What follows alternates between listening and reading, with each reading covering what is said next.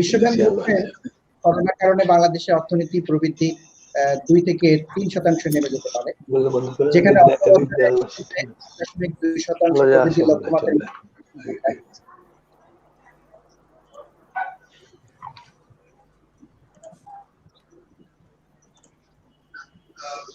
এরই মধ্যে রপ্তানি ও প্রবাসী আয় কমে গেছে, কর্মসংস্থান নেতিবাচক প্রভাব পড়তে শুরু করেছে। দেশের লকডাউন পরিস্থিতি তুলে নেওয়া হচ্ছে, ধীরে ধীরে অর্থনীতিকে সচল করার পদক্ষেপ নিচ্ছে বর্তমান সরকার। এই বৈশ্বিক মহামারী করোনা ভাইরাসের কোভিড-19 এর মধ্যেই আগামী 11 জুন 2020 এবং 2021 অর্থ বছরের জন্য বাজেট ঘোষণা করতে যাচ্ছে বাংলাদেশ সরকারের অর্থমন্ত্রী।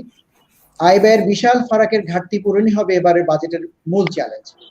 করোনাকালীন এই দুঃসময়ে আয়ের মূল উৎস রাজস্ব আদায় তলানিতে ঠেকলেও বেড়েছে ব্যয়ের খাত। এমন পরিস্থিতি সত্ত্বেও এবার বাজেটের আকার তথা মোট ব্যয় ধরা হচ্ছে 5,68,000 কোটি টাকা, যা চলতি 2019-20 অর্থ বছরের ন্যায় বাজেটের জিডিপির মোট দেশীয় উৎপাদন 17.9%। সম্প্রতি বাংলাদেশ সরকারের মাননীয় প্রধানমন্ত্রী শেখ হাসিনা বলেছেন, যদিও কোভিড-19 মহামারীর স্বাস্থ্য সমস্যার পাশাপাশি অর্থনীতিকে মারাত্মক ক্ষতিগ্রস্ত করেছে, তবে এটি জলবায়ু পরিবর্তন এবং প্রাকৃতিক সম্পদের ক্রমবর্ধমান প্রতিযোগিতার মোকাবিলায় বিশ্বব্যাপী প্রচেষ্টার পরিবর্তনের উপর কিছু আশার আলো দেখাচ্ছে।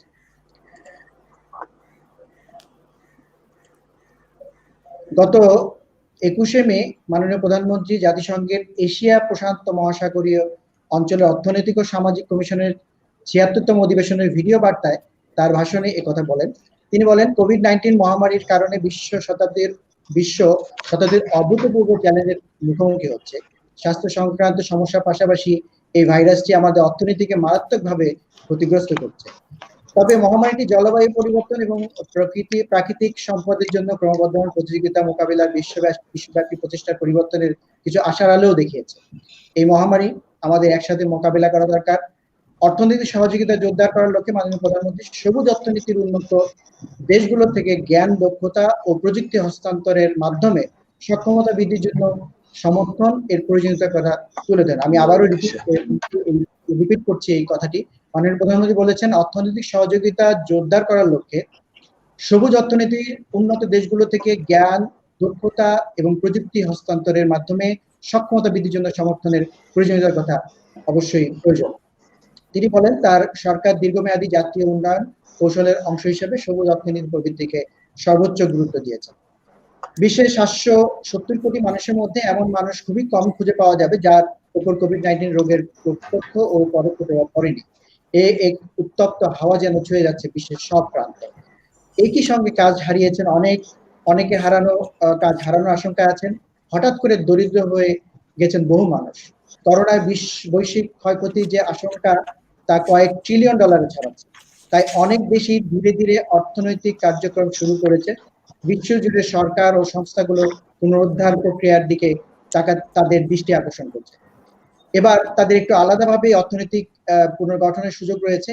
এক, এই বিশ্বকে সবার জন্য একটা অধিক বাসযোগ্য করে তোলা। 2, জলবায়ু পরিবর্তনের মতো সংকটের মাথায় নিয়ে কাজ করা। বলা যায় কোভিড-19 এর ঝুঁকির কারণে অর্থনৈতিক পরিণতি এসেছে। এই উপলব্ধি থেকে এখন আরো টেকসই স্থিতিশীল একটি বিশ্বের তৈরির একটি বিরল সুযোগের সৃষ্টি হয়েছে। বাংলাদেশ এক্ষেত্রে অগ্রণী ভূমিকা পালন করতে পারে। এই অর্থনৈতিক পুনর্গঠনের পদ্ধতি কিভাবে সবুজায়ন ও প্রাণবন্ত করা যায় সে সম্পর্কে নীতি নির্ধারণী প্রণয়নের নির্দেশিকা নিয়ে গ্রিনটেক ফাউন্ডেশন বাংলাদেশ কাজ করে যাচ্ছে। এটি ধারাবাহিকতায় আজ আমরা এই বিষয়ে একটি খসড়া নির্দেশিকা প্রণয়ন করতে যাচ্ছি, যেটিকে আমরা বাংলাদেশের নীতি নির্ধারকগণের নিকট পৌঁছানোর ব্যবস্থা করব, যাতে করে আমাদের বাংলাদেশে এই অর্থনীতি পুনর্গঠনে পদ্ধতি সবুজায়ন ও প্রাণবন্ত হয়। মূল প্রবন্ধ উপস্থাপনা করবেন সবুজ অর্থনীতি বিষয়ক বিশিষ্ট গবেষক, বাংলাদেশ ইনস্টিটিউট অফ ব্যাংক ম্যানেজমেন্টের PIBM এর সম্মানিত পরিচালক ডক্টর শাহ মোহাম্মদ আহসান হাবিব। এ সম্পর্কে বিশেষজ্ঞ হিসেবে মতামত প্রকাশ করার জন্য আমাদের সাথে রয়েছেন বাংলাদেশ ব্যাংকের সাবেক গভর্নর, বিশিষ্ট অর্থনীতিবিদ এবং উন্নয়ন সমন্বয়কের প্রতিষ্ঠাতা ডক্টর আতিউর রহমান স্যার, এবং রয়েছেন বিশিষ্ট পরিবেশবিদ, champions of the earth, Bangladesh centre for advance studies এর নির্বাহী পরিচালক ডক্টর আতিক রহমান।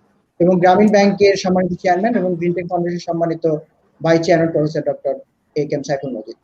আমি আপনাদের সবাইকে স্বাগত জানাই।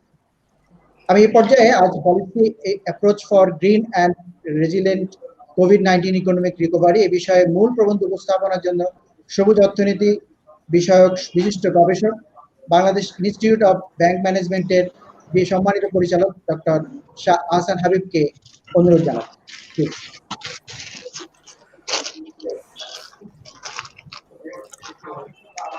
ধন্যবাদ। সম্মানিত শ্রোতা, আসসালামু আলাইকুম। আশা করি ভালো আছেন, সুস্থ আছেন। আজকের সম্মানিত আলোচক এবং আমার অত্যন্ত শ্রদ্ধেয় ডক্টর আতিউর রহমান স্যার, সম্মানিত ডক্টর আতিক রহমান এবং doctor Saiful Majid sir, Greentech ফাউন্ডেশনের প্রতি কৃতজ্ঞতা আজকের এই আয়োজনের জন্য। আমরা গতকালই এই অনুষ্ঠানের কিনোট পেপারটিকে আমাদের সম্মানিত আলোচকবৃন্দ এবং আজকের শ্রোতাবৃন্দের কাছে পৌঁছে দেওয়ার চেষ্টা করেছি। আমি খুব সংক্ষেপে আজকের অনুষ্ঠানের কিনোট অর্থাৎ policy approach for green and resilient কোভিড-19 ইকোনমিক রিকভারি এটি উপস্থাপন করছি। আমরা বর্তমানে করোনা যুদ্ধে আছি, কোভিড-19 ভাইরাসের বিরুদ্ধে যুদ্ধ করছি। এ ধরনের প্যান্ডেমিক ভাইরাস বারবার এসছে, তবে এর আগে কোনো ভাইরাস এতটা বিপর্যস্ত করেনি আমাদের। অল গ্লোবাল ইকোনমিজ আর সিভিয়ারলি এফেক্টেড, আমরা জানি। সারা পৃথিবীতে নীতি নির্ধারকরা নিজ নিজ অর্থনীতিকে বাঁচানোর প্রচেষ্টা চালিয়ে যাচ্ছেন। অনেক বড় বড় স্টিমুলাস প্যাকেজ ঘোষণা করা হয়েছে। প্রশ্ন হলো, সার্বিক বিবেচনায় নীতি নির্ধারক বৃন্দের যে পলিসি অ্যাপ্রোচ এবং রিকভারি ড্রাইভ, এটা কি এ ধরনের ভাইরাসকে সমূলে ধ্বংস করতে পারে কিনা, বা আরো বড় এ ধরনের বিপদের আগমনকে রুখতে পারে কিনা? যদি না পারে, তবে পলিসি অ্যাপ্রোচ এবং রিকভারি ড্রাইভে পরিবর্তন আনা প্রয়োজন। এটাই আজকের মূল প্রবন্ধের প্রতিপাদ্য। কেন আসছে বারবার এমন প্যান্ডেমিক ভাইরাস? কারণ আমরা আমাদের উন্নয়ন যাত্রায়, আধুনিকায়নে এবং উচ্চাকাঙ্ক্ষা বাস্তবায়নে প্রকৃতি ও পরিবেশকে যথাযথ শ্রদ্ধা প্রদর্শন করিনি। এনভায়রনমেন্ট অ্যান্ড ন্যাচারাল অর্ডার্স, আমরা শুনেছি, জেনেছি, কিন্তু উপলব্ধি করিনি প্রকৃতি ও মানুষের স্বাস্থ্যের সরাসরি সম্পর্কের জটিল বিষয়গুলোকে। বরং অনেক ক্ষেত্রে আমাদের ধারণা হয়েছে প্রকৃতিকে নিয়ন্ত্রণ করে মানবজাতির অধিক কল্যাণ করা সম্ভব। 1970 সালের একটা বিখ্যাত প্রকাশনা দ্য এন্ড অফ নেচার, এটা আমাদের এই যে ওভার এক্সপ্লয়টেশন করার যে প্রবণতা, তার একটা রিফ্লেকশন পাই আমরা সেখানে বলা হচ্ছে যে এন্ড অফ নেচার মানে পৃথিবী হয়তো ধ্বংস হবে না, বৃষ্টি হবে, সূর্য উঠবে, গাছপালা, জীবজন্তু সবই থাকবে, কিন্তু মানব জাতি যেভাবে চায় সেভাবে ন্যাচারাল ব্যাপারটা থাকবে না। এর ফলে আসলে কি হয়েছে? কোনো কোনো ক্ষেত্রে উৎপাদন বেড়েছে, উপকারও হয়েছে, যা ক্ষতির তুলনায় অত্যন্ত সামান্য। বরং আমরা নিজেকে ধ্বংসের মুখোমুখি দাঁড় করিয়েছি। প্রকৃতি আমাদের বারবার শিক্ষা দিতে চেয়েছে, সুযোগ দিয়েছে, মানবজাতির খেসারত দিয়েছে মারাত্মকভাবে। আপনাদের মনে করিয়ে দেই 1958 সালের স্প্যারো ক্যাম্পেইনের কথা। ফসল রক্ষায় স্প্যারোগুলোকে মারার জন্য তৎকালীন কমিউনিস্ট সরকার এগুলোকে ইভেন ক্যাপিটালিস্ট সিস্টেমের বন্ধু হিসেবে আখ্যা দিল। উৎসব করে পাখি মারা হলো, ইকোসিস্টেমের ভারসাম্য নষ্ট হলো, সবচেয়ে ভয়াবহ দুর্ভিক্ষের সামনে মুখোমুখি হলো চীন। বলা হয় 4,50,00,000 মানুষের প্রাণ কেড়ে নিয়েছিল এই দুর্ভিক্ষ। ভারসাম্য রক্ষায় চীন বাধ্য হয়েছিল 2,50,000 স্প্যারো আমদানি করে রাশিয়া থেকে নিয়ে আসার জন্য। আরো অনেক নজির আছে। আজকের কোভিড-19 মন্দা বলে আমরা শিক্ষা নেইনি, শোধরানোর সুযোগ কাজে লাগাইনি। হয়তো হতে পারে এটাই আমাদের শেষ সুযোগ, যা কাজে লাগিয়ে আমরা প্রাকৃতিক ভারসাম্যকে ফিরিয়ে আনতে পারি এবং পরবর্তী প্রজন্মকে কোভিড-19 চেয়ে ভয়ানক কোনো ভাইরাসের হাত থেকে বাঁচাতে পারি। সেক্ষেত্রে পরিবর্তিত উন্নয়ন পথ চলা, মানে changed approach of the policy makers, যা শুরুটাই হতে পারে কোভিড-19 এর রিকভারি প্রসেস থেকে, যেটাকে আমরা বলছি গ্রিন অ্যান্ড রেজিলিয়েন্ট কোভিড-19 ইকোনমিক রিকভারি। আনফরচুনেটলি কোভিড-19 রেজিমে পৃথিবীব্যাপী পরিবেশ এবং প্রকৃতি রক্ষায় যে কার্যক্রমগুলো চলমান ছিল, সেগুলো কোনো কোনো ক্ষেত্রে স্বাভাবিকভাবে বাধাগ্রস্ত হয়েছে। আবার কোনো কোনো ক্ষেত্রে নীতি নির্ধারকরা চলমান প্রক্রিয়া বা কমিটমেন্ট থেকে সরে এসছেন। এটা হলো সবচেয়ে বেশি আপসেটিং। যেমন যদি আমরা সাস্টেনেবল ডেভেলপমেন্ট গোলের দিকে তাকাই, কতগুলো গোল, যেমন SDG 3, that means good health and wellbeing, SDG 2, zero hunger, SDG 6, clean water and sanitation, SDG 7, affordable and clean energy, SDG 13, climate action, এবং এটার সাথে সম্পর্কিত একটা অবশ্যই সেটা হলো এসডিজি 17, পার্টনারশিপ অ্যান্ড দ্য গোল। এগুলো সরাসরি সবুজ এনভায়রনমেন্টাল কনসার্ন, তারপর পরিবেশ রক্ষা, এগুলোর সাথে সরাসরি সম্পর্কিত। আমরা যদি দেখি যে এক্ষেত্রে কিছু কিছু ন্যাচারালি এফেক্টেড হয়েছে, স্বাভাবিকভাবে এই কোভিড-19 রেজিমে এফেক্টেড হয়েছে, যেমন ফুড প্রোডাকশন এবং ডিস্ট্রিবিউশন সাপ্লাই চেইন এফেক্টেড হয়েছে। আমরা যদি ক্লাইমেট অ্যাকশনের কথা বলি, তাহলে low climate footprint due to low production এবং ট্রান্সপোর্টেশন, এটা হয়েছে। কিন্তু যেটা ভয়ানক সেটা হলো reduced commitment to climate action, সেটাও হয়েছে। সুতরাং এই চলমান প্রক্রিয়াগুলো কিন্তু কোনো না কোনোভাবে বাধাগ্রস্ত হচ্ছে। আমরা যদি গ্লোবাল যে ইনিশিয়েটিভগুলো নেওয়া হয়েছে ডেভেলপিং কান্ট্রিতে in the name of stimulus packages, সেগুলোকে অ্যানালাইজ করি, এই সময় পলিসি ইন্টারভেনশনগুলোকে দেখি, তাহলে আপনি একটা কনফ্লিক্টিং সিগন্যাল পেতে পারেন। যেমন ইউএসএতে তারা অনেকগুলো, যেমন এনভায়রনমেন্টাল প্রোটেকশন এজেন্সি, তারা অনেকগুলো এনফোর্সমেন্ট স্টপ করে দিয়েছেন, যে এই সময়ের জন্য সাসপেন্ড করেছেন। Chinese ministry of ecology and environment temporarily ওনারা এনভায়রনমেন্টাল স্ট্যান্ডার্ডগুলো সাসপেন্ড করেছেন যখন স্মল বিজনেসগুলোকে হ্যান্ডেল করার ক্ষেত্রে। ব্রাজিল, কলম্বিয়া, ইন্ডিয়া, কেনিয়া, এগুলোতে যেহেতু বনাঞ্চল মনিটরিংগুলো বন্ধ হয়ে গেছে, সেখানে অনেক বেশি পশু শিকার হচ্ছে এবং বন জঙ্গলে প্রচুর যে কাঠ কেটে নিয়ে যাওয়া হচ্ছে, সেগুলো এখন আগের তুলনায় অনেক বেশি হয়েছে। অনেকগুলো স্টিমুলাস প্যাকেজ, সেগুলো সরাসরি হেভিলি পলিউটিভ ইন্ডাস্ট্রিগুলোকে গ্লোবালি সাপোর্ট করছে। এছাড়া অবশ্যই যখন কোভিড-19কে আমরা অ্যাড্রেস করছি, তখন এই যে আপনার ওয়েস্টগুলো কোথায় থ্রো করা হচ্ছে, এগুলো দেখার ক্ষেত্রে হয়তো অতটা মনোনিবেশ করার অবস্থায় আমরা নাই। আবার পাশাপাশি আমরা কিন্তু গ্রিন ডিলের কথাও শুনছি। ইউরোপিয়ান ইউনিয়নের অনেক কান্ট্রি, পৃথিবীর কিছু কিছু দেশ, তারা সরাসরি গ্রিন ডিলের কথা বলছেন, তারা গ্রিন রিকভারি প্যাকেজের কথা বলছেন। শুধু একটা কনফ্লিক্টিং পিকচার কিন্তু আমরা দেখছি। যদি এই প্যাকেজগুলোকে বড় ডেভেলপ কান্ট্রি, যেটা হিউজ প্যাকেজ, সেগুলোকে একটু অ্যাসেস করা যায়, তাহলে একটা স্টাডিকে আমি রেফার করছি, যেটা রিসেন্টলি অক্সফোর্ড ইউনিভার্সিটি করেছে, যেটা এখনো পাবলিশ হবে, যেখানে স্টিগলিজ সরাসরি উনি আছেন, একজন এনভায়রনমেন্টালিস্ট ওনারাও আছেন। ওনারা টোটাল যে package 300 implementation policy G20 country, সেগুলোকে ওনারা অ্যাসেস করছেন, যেটা ভলিউম হলো $7.3 ট্রিলিয়ন, এবং তারা আইডেন্টিফাই করে দেখেছেন যে সেখানে 4% গ্রিন, 92% হলো নো গ্রিন নো ব্রাউন, তার মানে স্ট্যাটাস কিউ মেনটেন করছে, আর 4% হলো ব্রাউন। নাও আমাদের কনটেক্সটে যদি আমরা দেখি, বাংলাদেশের কনটেক্সটে, আমরা কিন্তু যারা কুইক রেসপন্ড করেছে, ইমিডিয়েটলি রেসপন্ড করেছে, সেরকম একটা দেশ আমরা। আমাদের মাননীয় প্রধানমন্ত্রী ইভেন ওই সময় থেকে রেসপন্সটা শুরু হয়েছে যখন প্রথম কোভিড-19 ভাইরাস এফেক্টেড কেউ বাংলাদেশে আইডেন্টিফাইড হয়নি, এবং দুটো রিমার্কেবল অ্যানাউন্সমেন্টের মাধ্যমে 18টা স্টিমুলাস প্যাকেজ ঘোষণা করা হয়েছে, এবং যেটা 1 লক্ষ কোটি টাকার উপরে, এবং 3.6% অফ কান্ট্রি জিডিপি, যেগুলো প্রাথমিকভাবে এই জিনিসটা ঘোষণা করা হয়েছে এবং ইমিডিয়েটলি রেসপন্ডগুলো করা হয়েছে। এছাড়া ওয়ার্কিং ক্যাপিটাল সাপোর্ট দেওয়া হচ্ছে exporters, agriculture entrepreneurs, farmers, cottage, micro small medium enterprises, এনাদেরকে দেওয়া হচ্ছে। আমরা যদি এই স্টিমুলাস প্যাকেজগুলোকে দেখি, এগুলো সরাসরি কতগুলো এসডিজির বেসিক রিকোয়ারমেন্টের সাথে সম্পর্কিত। ফ্রম দ্য গ্রিন পার্সপেক্টিভ, এই পলিসি ইন্টারভেনশনগুলোকে যদি সাবজেক্টিভ জাজমেন্টে আপনি চিন্তা করেন, এগুলোকে আপনি কালারলেস বলতে পারেন, এগুলো পরিবেশের জন্য ক্ষতিকারকও না, আবার একেবারে সরাসরি গ্রিনের সাথে হয়তো ট্যাগ করার জায়গা না থাকলেও, এগুলো লাইভলিহুডের এই ক্রিটিক্যাল সিনারিওকে মানে ইনফ্লুয়েন্স করার জন্য অত্যন্ত জরুরি। আমরা সবচেয়ে ভালো দিক হলো বাংলাদেশ এই ধরনের কোনো গ্রিন কমিটমেন্ট থেকে কিন্তু সরে আসেনি। আমরা হয়তো অনেক কিছু বাধাগ্রস্ত হচ্ছে, ইন্টারাপশন হয়েছে, বিকজ আমরা কিছু কিছু ক্ষেত্রে বাংলাদেশ সরকার, বিশেষত বাংলাদেশ ব্যাংক কিছু কিছু ক্ষেত্রে লাইক গ্রিন ফাইন্যান্সিং এরিয়াতে রিমার্কেবল কিছু ইনিশিয়েটিভ নিয়েছে।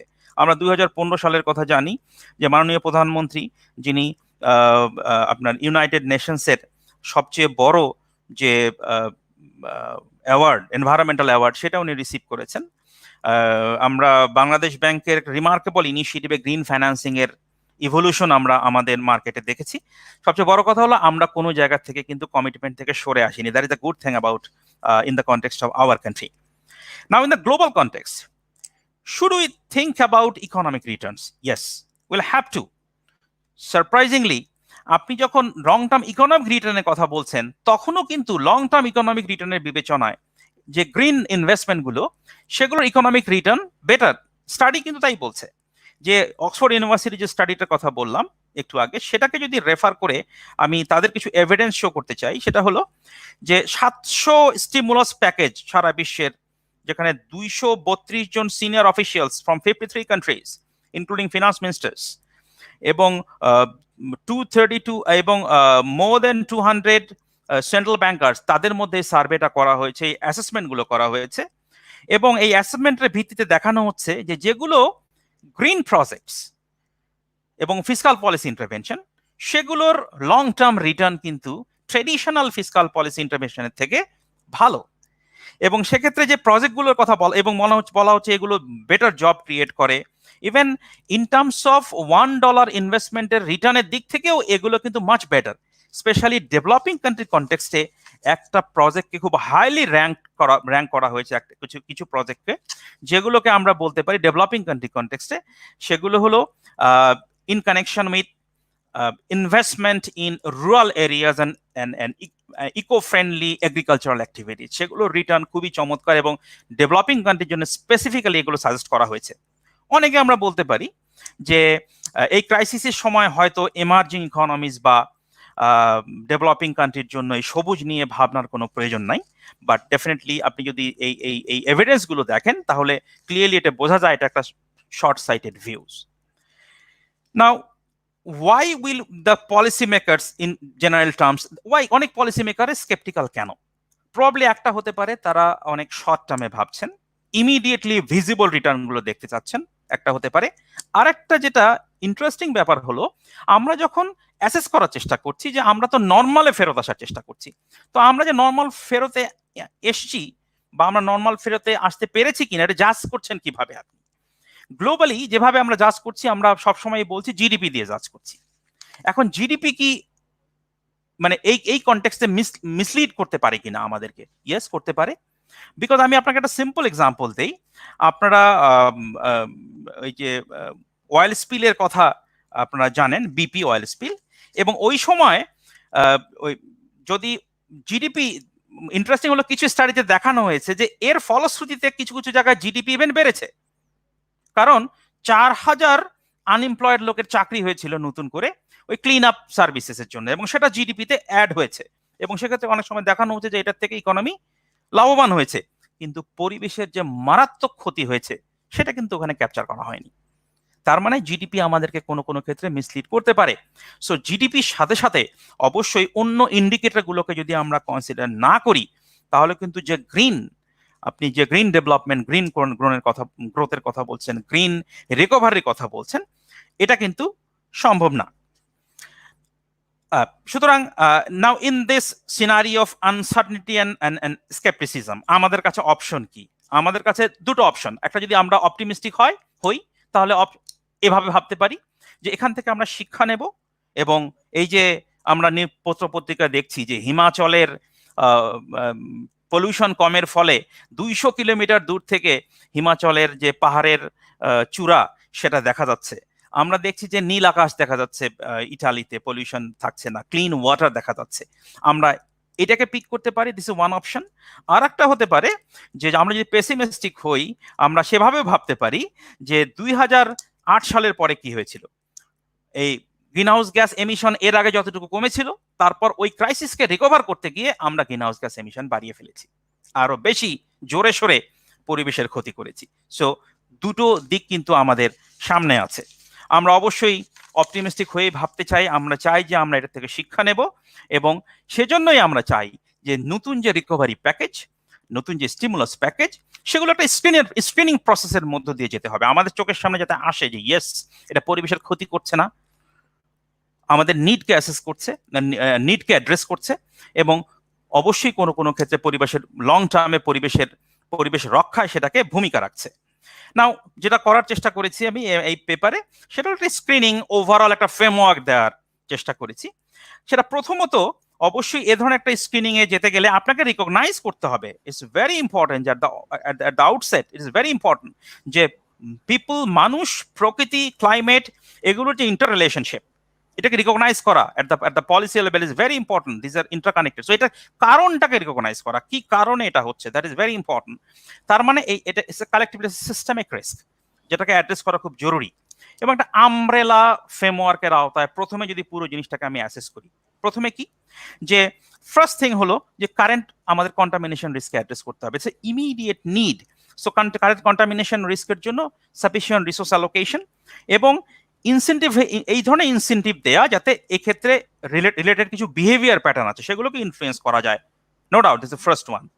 Second, as the whole broad ফ্রেমওয়ার্কের আওতায় যে চেক পয়েন্ট, সেটা one health from global to local. এখন অল্প কেউ একটা কনভিন্সড হলো আর গ্লোবালি বাকি সবাই কনভিন্সড হলো না, এটাতে তেমন লাভ হবে না। সো ওয়ান হেলথ অ্যাপ্রোচ সারা পৃথিবীতে, that is very important. So global, এর মধ্যেও কোঅপারেশন, সব জায়গায় কমিউনিকেশন, ওয়ান হেলথ অ্যাপ্রোচ।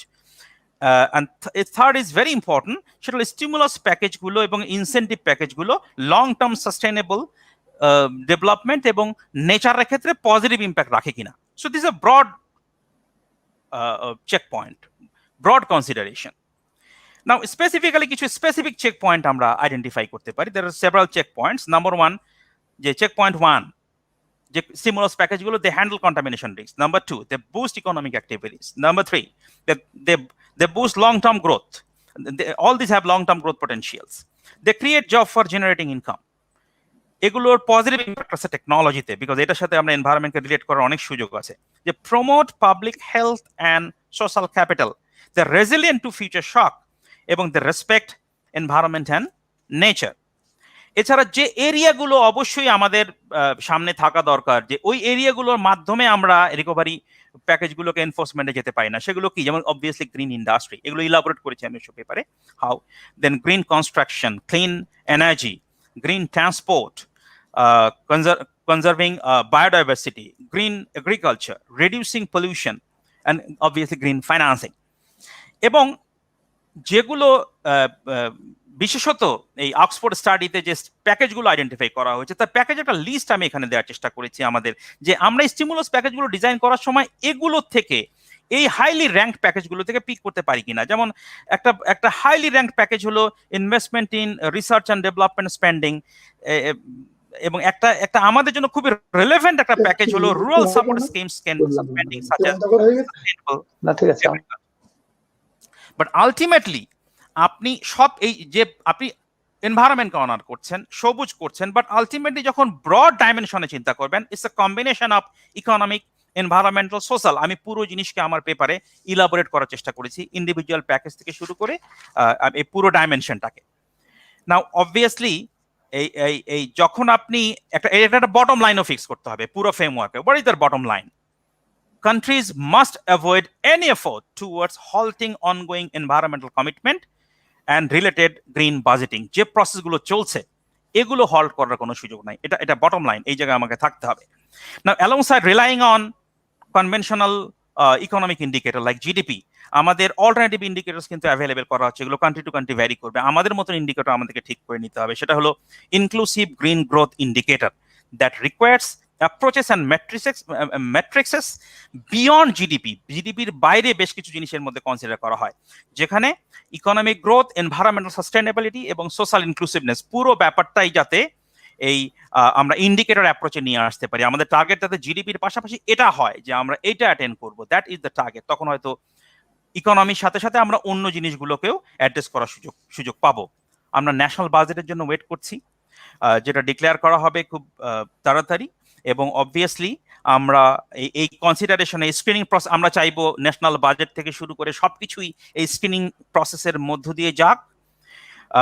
একটা আনসার্টেন সময়ের মধ্য দিয়ে পার হচ্ছে, সেক্ষেত্রে অবভিয়াসলি আমাদের হেলথ সার্ভিসেস এবং livelihood concerns to the vulnerable sections এটা প্রায়োরিটি পাবে, কোনো সন্দেহ নাই। বাট এর সাথে সাথে হাইলি র্যাঙ্কড যে প্রজেক্টগুলো, তার মধ্যে সবচেয়ে ইম্পর্টেন্ট যেটা আমাদের জন্য relevant, rural and agricultural support scheme, they should get all this project should get due impetus. এবং অন্য যে রিনিউয়েবল এনার্জি থেকে শুরু করে renewable energy, green infrastructure, ecosystem resilience project, এগুলো these are also highly ranked project. So আমরা চাইবো কোনো না কোনোভাবে বাজেটে এই জিনিসগুলোর রিফ্লেকশন আসুক। অবশ্যই আমরা চাইবো অন্য অন্য দেশের জন্য যেমন অ্যাপ্লিকেবল, আমাদের জন্য জিডিপির পাশাপাশি ইনক্লুসিভ গ্রিন গ্রোথ যে ইন্ডিকেটর, এরকম একটা কম্পোজিট গোল ম্যাট্রিক্সও যেন আমরা ঠিক করতে পারি, যাতে গ্রিনের ইস্যুগুলো আমরা এগুলো ভিজিবল হয় যে এগুলো আমরা অ্যাটেন্ড করছি কিনা। Finally, this is the time to decide. আমরা আমাদের এখন সিলেকশন করার সময়, ডিসাইড করার সময় যে আইদার আমরা প্যান্ডেমিককে চিরকালের জন্য রিমুভ করব, অথবা আমরা যতদিন বেঁচে আছি তখন এরকম বারবার প্যান্ডেমিক আসবে এবং এগুলোকে আমরা অ্যাড্রেস করার চেষ্টা করব। ন্যাচারাল এবং এনভায়রনমেন্টাল অর্ডারকে যদি আমরা রেসপেক্ট করি, তারা আমাদের পাশে এসে দাঁড়াবে এবং এ ধরনের প্যান্ডেমিক থেকে আমাদেরকে বাঁচাবে। আর একটা অল্টারনেটিভ হলো, let us go on over exploiting the nature, environmental pollution continue করি এবং আমাদের পরবর্তী জেনারেশনকে মৃত্যুর মুখোমুখি দাঁড় করিয়ে দিই। ধন্যবাদ সবাইকে। ধন্যবাদ ডক্টর আহসান হাবিব, আপনাকে আপনার তথ্যবহুল এই উপস্থাপনার জন্য। আমি এই পর্যায়ে এই উপস্থাপনার উপরে বিশেষজ্ঞ মতামতের জন্য প্রথমে আহ্বান জানাবো বিশিষ্ট অর্থনীতিবিদ, বাংলাদেশ ব্যাংকের প্রাক্তন গভর্নর এবং বাংলাদেশের অর্থনীতিতে অত্যন্ত বিশেষ করে গ্রিন ব্যাংকিং এ যার অবদান অনস্বীকার্য, ডক্টর আতিয়ার রহমান স্যারকে এই পর্যায়ে মন্তব্য করার জন্য অনুরোধ করছি। ধন্যবাদ। আমরা এতক্ষণ ধরে অত্যন্ত বিচক্ষণ একটি উপস্থাপনা শুনলাম প্রফেসর আহসান হাবিবের কাছ থেকে। হাবিব আমার অত্যন্ত প্রিয়জন এবং গ্রিন ফাইন্যান্স, গ্রিন গ্রোথ নিয়ে আমার সাথে অনেক দিন ধরে কাজ করেছে এবং আজকে শুধুমাত্র বাংলাদেশের কনটেক্সট না, সারা বিশ্বের কনটেক্সটে চমৎকার কিছু আইডিয়া দিয়েছে এবং আমি তার এই ভাবনার সাথে সম্পূর্ণ একমত। তবে আমাদের মতো দেশে অনেক সময় অনেক জায়গায় কম্প্রোমাইজ করতে হয়। গ্রোথ অবশ্যই আমরা চাই, তবে লং টার্ম যে গ্রোথ সেটি আমাদের জন্য বেশি প্রয়োজন, বিশেষ করে long term green inclusive green গ্রোথের কথা আহসান, আমি তার সাথে একমত। বাংলাদেশ কিন্তু 2008 সালে, যেটা আহসান বলল, 2008 সালের পরে যে রিকভারিতে গিয়েছিল সারা পৃথিবী, সেইখানে বাংলাদেশ কিন্তু তার নতুনত্ব দেখিয়েছে, তার বিচক্ষণতা দেখিয়েছে এবং বাংলাদেশের যে গ্লোবাল ফাইন্যান্সিয়াল ক্রাইসিসকে মোকাবেলা করবার যে ধরন, সেটা অনেক বেশি লং টার্ম ওরিয়েন্টেড ছিল, অনেক বেশি ইনক্লুসিভ ছিল, এমনকি Bangladesh bank was the first central bank in the world, সারা পৃথিবীর মধ্যে প্রথম সেন্ট্রাল ব্যাংক যারা গ্রিন গ্রোথের কথা বলেছে, গ্রিন ফাইন্যান্স, এবং সেই জন্য ইউনেপ থেকে বাংলাদেশ ব্যাংকে এই নিয়ে বাংলাদেশ ব্যাংকে আনমিউট করো লুৎফর। স্যার আতিক স্যার এটা হ্যাঁ, তো Bangladesh bank sustainable finance commission, যেটা ইনকোয়ারি কমিটি করেছিল, সেখানেও বাংলাদেশ ব্যাংকের গভর্নর সারা পৃথিবীর 11 জনের মধ্যে একটা কমিটি ছিল, সেই কমিটিতে কাজ করেছে। সুতরাং Bangladesh is in the right track এবং বাংলাদেশের সেই জায়গাটা থেকে কিন্তু সরকারও যথেষ্ট গ্রিন অ্যাডাপ্টেশনের, বিশেষ করে অ্যাডাপ্টেশন মেজার্সে যথেষ্ট গুরুত্ব দিয়েছে। আতিক ভাই আরো ভালো করে বলতে পারবে। এই যে কদিন আগে যে আমাদের এখানে আমফান হয়ে গেল, বাংলাদেশ কতটা ভালো রেসপন্ড করেছে এই এই এই একটা প্যান্ডেমিক সিচুয়েশনেও। সারা পৃথিবী অবাক বিস্ময়ে দেখেছে যে বাংলাদেশ কতটা বিচক্ষণ এবং সুদূর প্রসারী তার ক্লাইমেট চেঞ্জ মোকাবেলার ক্ষেত্রে। লক্ষ লক্ষ উপকূলীয় মানুষকে যেভাবে একেবারে নতুন করে নতুন শেল্টার তৈরি করে স্কুল কলেজে যেইভাবে সেখানে সাড়াটা দিয়েছিল, সেটা আসলেই ধন্যবাদ পাবার মতো। আমাদের যে ডেল্টা প্ল্যান আছে, ডেল্টা প্ল্যানের মধ্যেও আমরা একটা দীর্ঘস্থায়ী শত বর্ষের পরিকল্পনা করছি। আমাদের পানি, আমাদের মাটি, এগুলোকে কি করে ব্যবহার করে আমরা নিয়ে যেতে পারি সামনের দিকে। সুতরাং সেই দিক থেকে যথার্থই বলেছে হাবিব যে আমরা অন্যদের চেয়ে অনেকটা গ্রিন মাইন্ড।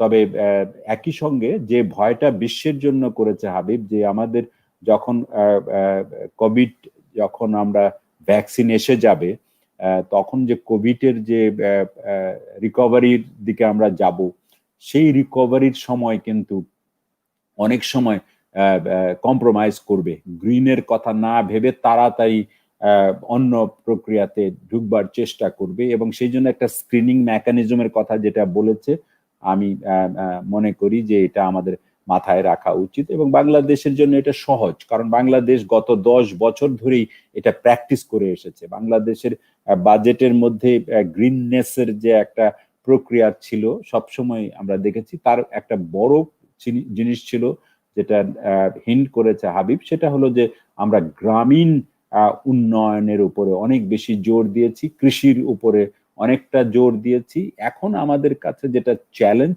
সেটা হলো যে এই এগ্রিকালচারটাকে কি করে ক্লাইমেট পজিটিভ করা যায়। এবং আমরা দেখেছি যে আমরা স্যালাইন রেজিলিয়েন্ট এগ্রিকালচারাল সিডস আমরা তৈরি করেছি, আমাদের সেফ ফুড তৈরি করছি, আমরা গ্রিন ফার্টিলাইজারকে প্রমোট করছি। এমনকি বাংলাদেশ ব্যাংক 200 কোটি টাকার একটা গ্রিন ফান্ড তৈরি করেছে, যেই ফান্ড থেকে এসএমই ফার্মার সবাইকে গ্রিন ফার্টিলাইজার, গ্রিন অ্যাক্টিভিটিজে অর্থ দেবার চেষ্টা করছে। এমনকি গার্মেন্ট সেক্টরের জন্য 200 মিলিয়ন প্লাস একটা গ্রিন ট্রান্সফরমেশন ফান্ড বাংলাদেশ ব্যাংকে আমরা করেছি, যেখান থেকে আমরা ট্রান্সফরমেশন টু গ্রিন ইকোনমিতে, বিশেষ করে গ্রিন গার্মেন্টসে বাংলাদেশের সাফল্য বিরাট। যদিও তাদের এই গ্রিন করার জন্য যে বাড়তি খরচ, সেটার দাম ইন্টারন্যাশনাল বায়াররা দিচ্ছে না, কিন্তু আমাদের যে ব্র্যান্ডিং হচ্ছে যে Bangladesh is also looking forward to a long term একটা অ্যাপারেল ইন্ডাস্ট্রি, সেটাও কিন্তু বাংলাদেশের জন্য একটা বড় কাজ। আমার মনে হয় যে এটা প্রকৃতির সময়, এই সময়টা প্রকৃতির, এই ধারণাটা বা হাবিবের কথা থেকে বের হয়ে আসছে। রবীন্দ্রনাথ বলেছিলেন যে মানুষের জ্ঞান এবং প্রকৃতির দান, এই দুয়ে মিলেই সভ্যতা। আজকে আমাদের সভ্যতা দারুণ সংকটে। এমন এক অদৃশ্য বিশ্বযুদ্ধ শুরু হয়ে গেছে, যেটা কোত্থেকে আক্রমণ করবে, কাকে আক্রমণ করবে, কিভাবে আক্রমণ করবে, একসঙ্গে সারা পৃথিবীকে তটস্থ করে ফেলেছে। তো এই জায়গাটাতে মানুষের জ্ঞান এবং যে প্রকৃতির যে দান, প্রকৃতি অনেকটা রিজুভিনেটেড হয়েছে। আজকে আমাদের গ্রিন হাউস গ্যাস ডিক্লাইন করেছে প্রায় 25%, কিন্তু এটা তো ফোর্সড ডিক্লাইন। এটা যেহেতু আমরা বেরোতে পারছি না, ক্ষতি করতে পারছি না প্রকৃতির, কিন্তু এটাকে ধরে রাখা যাবে?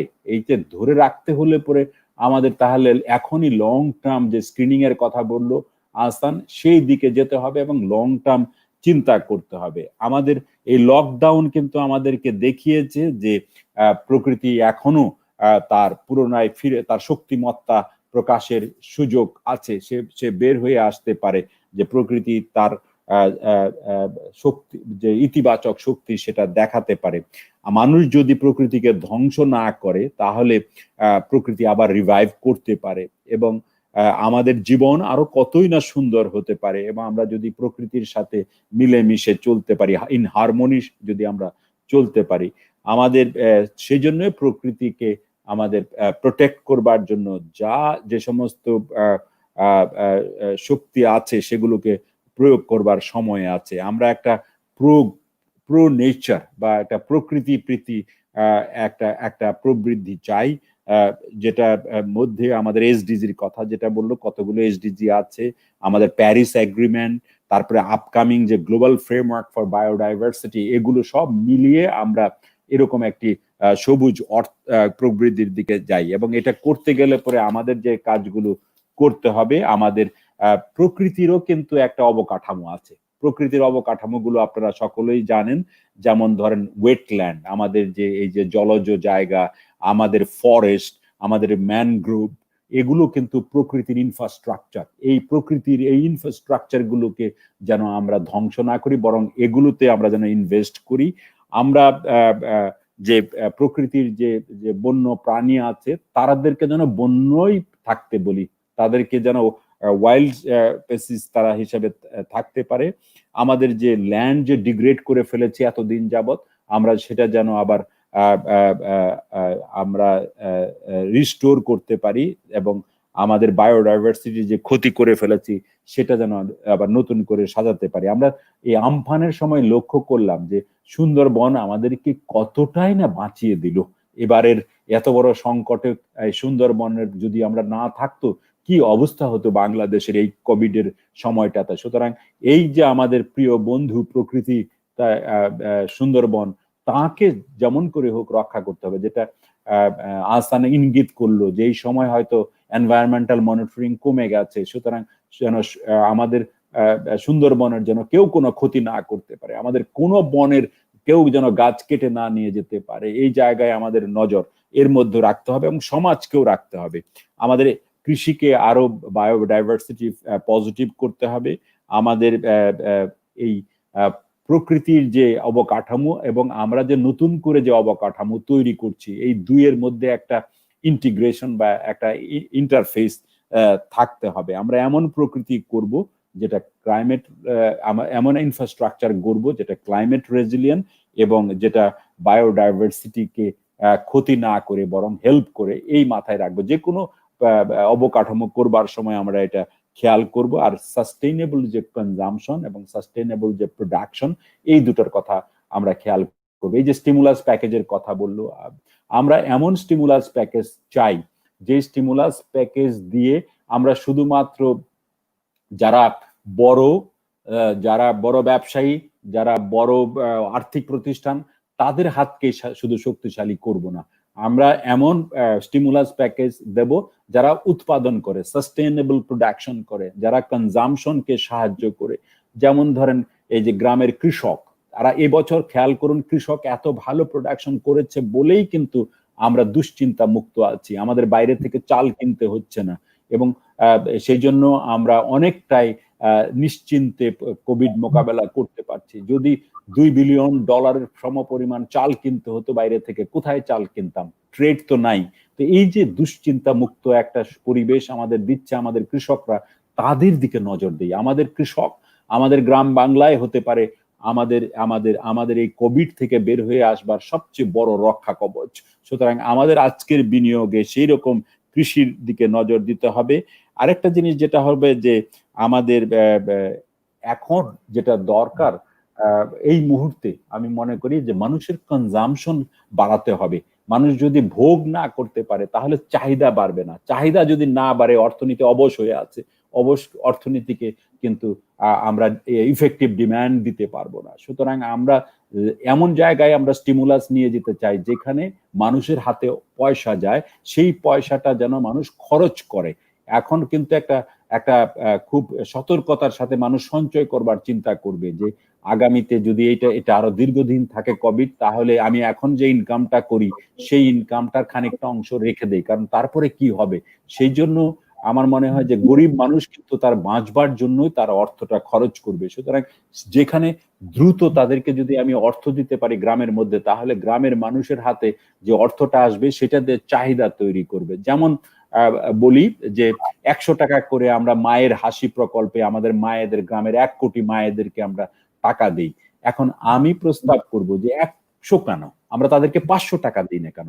500 টাকা দিলে পরে তাহলে কত হবে?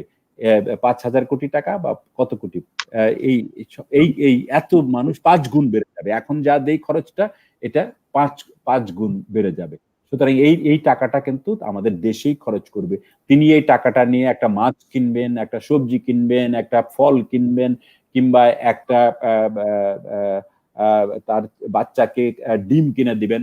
কল্পনা করেন যে 1 কোটি বাচ্চা, এখন আমি যদি 1 কোটি বাচ্চাকে একটা করে ডিম প্রতিদিন কিনবার ব্যবস্থা করতাম, আমরা যদি যে স্কুল ফিডিং প্রোগ্রামের মাধ্যমে তারা এখন বাসায় বসে আছে, কিন্তু একটা ব্যবস্থা করে তাদের হাতে যদি একটা করে ডিম আমি পৌঁছে দিতে পারতাম, প্রতিদিন 1 কোটি ডিম বিক্রি হতো। এই 1 কোটি ডিম যদি বিক্রি হয়, তাহলে গ্রামের মধ্যে এই যে আজকে যে পোল্ট্রি ফার্ম যে ঝিমিয়ে পড়েছে, আমফান আসার পরে যশোরে 1 লক্ষ মানুষ বিব্রতকর অবস্থায় পড়েছে, অথচ এইরকম একটি ডিমান্ড যদি আমি ক্রিয়েট করতে পারতাম, প্রতিদিন 1 কোটি ডিম কিনবো, এটার জন্য যদি স্টিমুলাস দেওয়া লাগে, আমি সেখানে স্টিমুলাস দিব। তাতে কি হবে? কনজাম্পশন বাড়বে, আমার একই সঙ্গে ডিমান্ড বাড়বে, আর এই শিল্প, যে ছোট ছোট শিল্পগুলো, এগুলো বেঁচে যাবে। সুতরাং আমার কাছে মনে হচ্ছে যে বাংলাদেশের জন্য ইমিডিয়েটলি যে কাজগুলো করা দরকার, আমাদের প্রোঅ্যাক্টিভ কিছু পলিসি অ্যাকশন নেওয়া দরকার। সেই পলিসির মধ্যে প্রথমেই হবে ক্লাইমেট চেঞ্জের যে অ্যাডাপ্টেশন মেজার্স গুলো আমরা নিয়েছি, সেগুলোর দিকে আমাদের বাজেটে অর্থ বরাদ্দ বাড়তে হবে, প্ল্যানিং এ সেখানে গুরুত্ব দিতে হবে। একই সঙ্গে এগ্রিকালচারকে আমরা ক্লাইমেট স্মার্ট এগ্রিকালচারের জন্য আমরা বাড়তি সুযোগ দেব। আরেকটা হলো যে সমস্ত কৃষকরা, যেমন উপকূলের কৃষক, এই যে কৃষকরা আজকে আমফানের শিকার হলো, এদের একটা ডেটা লিস্ট, একটা ডেটা বেস তৈরি করা দরকার। আমাদের একটা digital data base of the climate risk farmers and other entrepreneurs, এদেরকে একটা করা দরকার, কারণ তাহলে তাদের কাছে আমরা দ্রুত পৌঁছতে পারবো। আরেকটা হলো যে আমাদের ইন্ডিভিজুয়াল যে হাউজিং আছে, উপকূলে যে বাড়ি ঘরগুলো আছে, এগুলোকে সেমি একটা এমন একটা বাড়ি করা যায় কিনা যে তারা এটাকে একটা শেল্টার হিসেবে একটা কাজ করতে পারবে। আমরা প্রতিবার কমিউনিটি শেল্টারের জন্য মানুষকে টেনে টেনে নিয়ে আসি, কিন্তু আরেকটু শক্তিশালী একটা ঘর যদি করে দিতে পারি, তারা সেখানেই থাকতে পারবে। এরকম জায়গায় কি আমরা কিছু ইনভেস্ট করতে পারি কিনা? আমরা সোলার বেসড ডিস্যালানাইজেশনের জন্য যে প্লান্ট গুলো, সেখানে কমিউনিটিকে বা যে আমাদের লোকাল গভর্নমেন্ট আছে, তাদের মাধ্যমে সেইখানে আমরা কি কিছু অর্থ বেশি করে দিতে পারি কিনা? আমরা লোকাল গভর্নমেন্টের মাধ্যমে লোকাল যে কমিউনিটি হসপিটাল গুলো আছে, এগুলোকে আরো শক্তিশালী করতে পারি কিনা? এই সব জায়গাতে, যেমন উপজেলা হেলথ কমপ্লেক্সে আমাদের কোভিড মোকাবেলা করবার জন্য যে ধরনের সরঞ্জাম দরকার নেই, সেটাতে আমরা এমনকি আজকে নন কোভিড চিকিৎসাও কিন্তু খুব এফেক্টেড হচ্ছে। সুতরাং আমরা সেই লোকাল লেভেলের পাবলিক হেলথ প্রোগ্রাম গুলোকে আরো শক্তিশালী করতে পারি কিনা? আমাদের সদর জেলাতে কোনো উপজেলা হেলথ কমপ্লেক্স নাই, সেরকম 64টি সদর উপজেলা থেকে 64টি হেলথ কমপ্লেক্স তৈরি করতে কি বাজেট এগিয়ে আসতে পারে না? আমি জাস্ট খালি বলে যাচ্ছি। কমিউনিটি বেসড রেইন হারভেস্টিং আরো উৎসাহিত করা দরকার, এবং কনজারভেশন অফ ফরেস্ট এবং হিল ইকোজোন, অর্থাৎ আমাদের যে হিলগুলো আছে, এই হিলগুলোকে যাতে আমরা রক্ষা করতে পারি, আমাদের যে গ্রাউন্ড ওয়াটার ক্ষতিগ্রস্ত হচ্ছে সেটা যেন রক্ষা করি, কোস্টাল ল্যান্ড রিক্লামেশনের প্রক্রিয়া বাড়াতে পারি।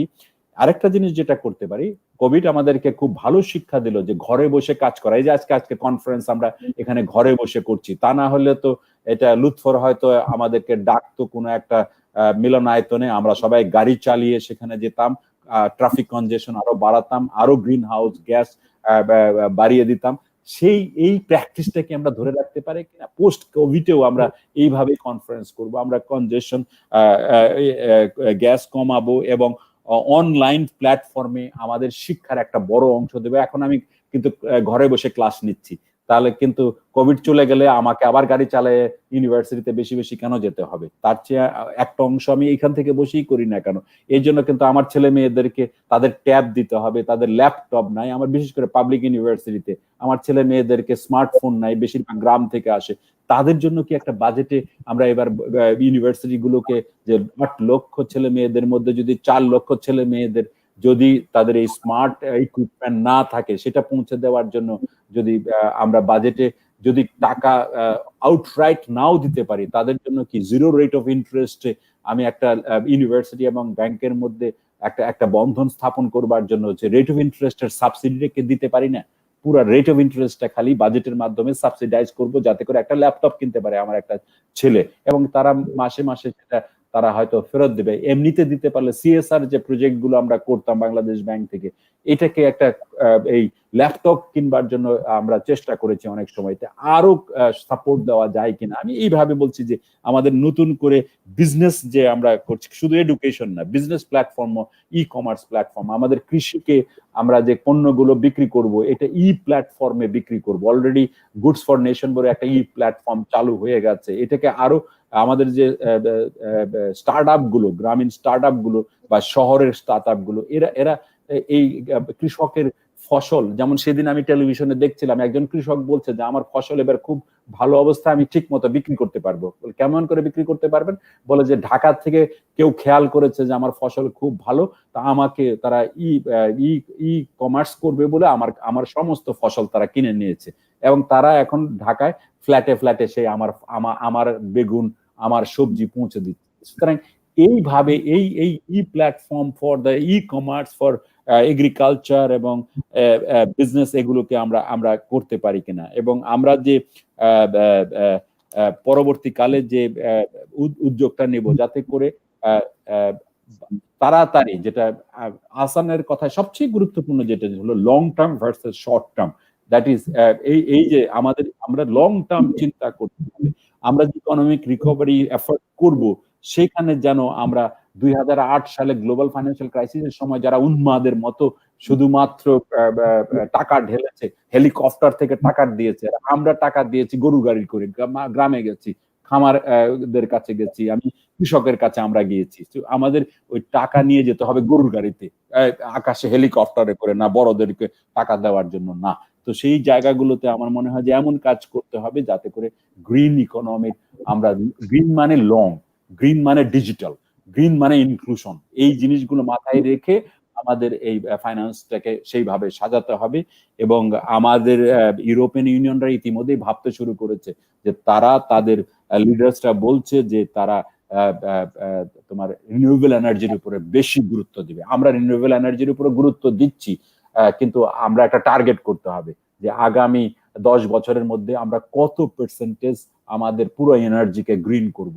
আমরা ইমার্জেন্সিতে আমরা ফসিল ফুয়েল বেসড অনেক কাজ করে ফেলেছি বিদ্যুতের জন্য, সেটা আমাদের হয়তো দরকার ছিল, কিন্তু এখন বোধহয় সময় এসছে আমাদের নতুন করে ভাববার। এবং আমি গভর্নমেন্টকে, সরকারকে ধন্যবাদ জানাই, কদিন আগে তারা রিনিউয়েবল এনার্জির জন্য একটা কন্ট্রাক্ট করেছে চায়নার সাথে। এরকম আমার ভয় হলো যে চায়না এবং আমেরিকা, এই দুটো দেশ যখন রিকভারি করবে, তারা পাগলের মতো রিকভারিতে যাবে, এবং সেইখানে হয়তো গ্রিন ফ্যাক্টরটা এফেক্টেড হয়ে যেতে পারে। সুতরাং এখন থেকে মনে হয় জনমত তৈরি, বিশ্ব জনমত তৈরি করা যে recovery has to be green, এবং আমরা গ্রিন রিকভারি করব। এবং আমাদের যে 25% গ্রিন হাউস গ্যাস কমে গেছে, এটা একটা যেন ধরে রাখতে পারি। এটা একটা পোস্ট ডিক্লাইন হয়েছে, কিন্তু এটা ধরে রাখতে হলে পরে আমাদের ক্লাইমেট চেঞ্জ যে ফোকাসটা, সেটা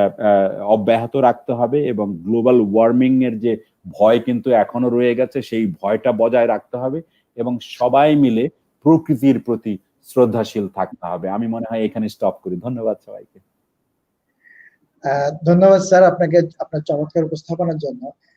নিঃসন্দেহে আপনার যে এডিশনাল পয়েন্ট গুলো আপনি বললেন, এটা আমাদের গাইডলাইনের ক্ষেত্রে একটা বড় ভূমিকা পালন করবেন, এবং আমাদের মূল প্রবন্ধক এই বিষয়গুলোকে অবশ্যই নোটে রাখবেন।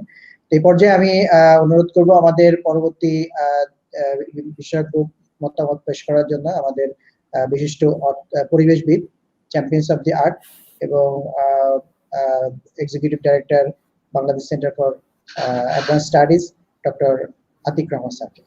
স্যার, আমাকে শোনা যাচ্ছে? মাইক্রোফোন শোনা যাচ্ছে? জি, can you hear me? Okay, আচ্ছা, থ্যাংক ইউ। ওকে স্যার, প্রথমে কংগ্রেচুলেশন টু ডক্টর হাবিব। উনি ভালো বক্তব্য দিয়ে সেটিং দ্য সিন ভালো করেছেন। তারপরে ডক্টর আতিয়ার শুধু প্রসারী আলোচনা করে যে কোথায় আমরা যেতে পারি। কয়েকটা জিনিস আমাদের বুঝতে হবে যে নেচার, প্রথম কথা যেটা সেটা হচ্ছে যে মানুষের একটু পকেটে টাকা আসলে বা একটু টেকনোলজি আসলে তাদের ধারণা হয় যে নেচার হচ্ছে মানুষের পার্ট, মানুষ নেচারকে কন্ট্রোল করবে, মানুষ নেচারকে দেখবে।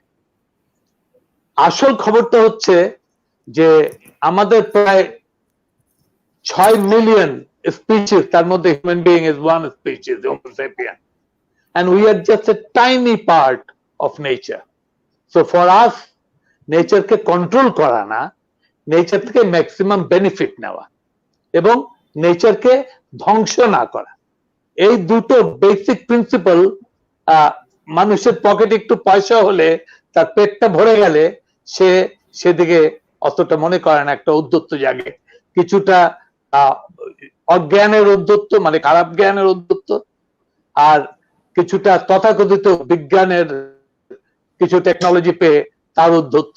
সেই উদ্ধত্তকে নেমে আসা প্রত্যেক ধর্মে, প্রত্যেক সিভিলাইজেশনাল ইভলিউশনে এই কথাগুলো বারবার এসছে, কিন্তু মানুষ বারবার ভুলে যায়। আর জিডিপি নিয়ে একটা কথা হয়েছে, বলা হয় যে জিডিপি সবচেয়ে বড় বেশি গ্রোথ হয় যখন ওয়ার হয়, যখন যুদ্ধ হয়। যুদ্ধ হলেই সমস্ত যে সমস্ত আর্মামেন্ট ইন্ডাস্ট্রি ভর্তি থাকে, তারা খালি হতে থাকে, প্রোডাকশন বাড়তে থাকে এবং জিডিপি বাড়তে থাকে। এবং সেই জন্য একটা থিওরি আছে যে বহু যুদ্ধ যেগুলো হয়, বিশেষ করে রিচ কান্ট্রিজ, তারা তাদের নিজের জিডিপি বাড়াবার জন্য বা ইকোনমিক ফোর্সেস বাড়াবার জন্য তারা যুদ্ধ করে থাকেন, এবং তার কতগুলো কোইন্সিডেন্টাল, অ্যাটলিস্ট অ্যানেকডোটাল কোইন্সিডেন্স আছে। যাই হোক, সেই বড় আলোচনায় না, যে আমরা এখন করোনা ভাইরাস আমাদেরকে বাধ্য করেছে একটা অবস্থানে যেতে, যেখানে মানুষকে বহুদিন ঘরে থাকতে হয়েছে এবং ঘরে থাকতে হচ্ছে। বাংলাদেশের কথা বলা উচিত বোধহয় এই মুহূর্তে, যে আমরা কিন্তু এখনো ম্যাক্সিমামে পৌঁছি। আমরা ম্যাক্সিমামে পৌঁছার আগেই আমাদের রিলিজ করতে বাধ্য হয়েছি আমরা। তার কারণ হচ্ছে একটি জীবিকা ও জীবন। আমরা দারিদ্র যাদের সবচেয়ে বেশি, তাদের কাছে সম্পদটা পৌঁছে দেওয়ার ভালো মেকানিজম সঠিকভাবে খাদ্য এবং সুস্থ সার্ভিস, সেটা আমরা দিতে পারিনি। তার কারণটা শোনা যাচ্ছে, আমি দেখছি। লুৎফর, আপনাকে দেখছেন? হ্যালো, টাইম শেষ হয়ে গেছে নাকি লুৎফর? না না, বলেন, আপনি বলেন। দেখতে পাচ্ছি, আমার শুনতে পাচ্ছি, আমি দেখতে পাচ্ছি না আমাকে। যাই হোক, আমি বলে যাই তাহলে। হ্যাঁ, বলেন। আমি শেষ করি বলে। তো সেই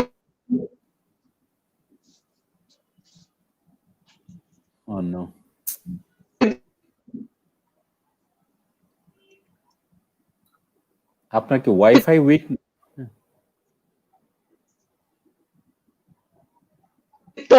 আমাদের ভালোভাবে বুঝতে হবে যে আমরা পারিনি।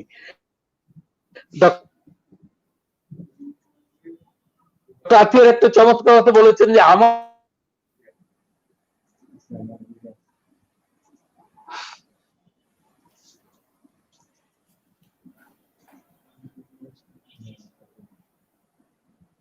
লুৎফর কি হচ্ছে? স্যারের নেটটা মনে হয় একটু স্যার ডিস্টার্ব করছে। উনি মোবাইলে না ল্যাপটপে? মোস্ট প্রবাবলি মোবাইলে। হ্যাঁ, মোবাইলে হলে ডাটাতে যেতে বলেন, ওয়াইফাই এর উপরে নির্ভর না করে।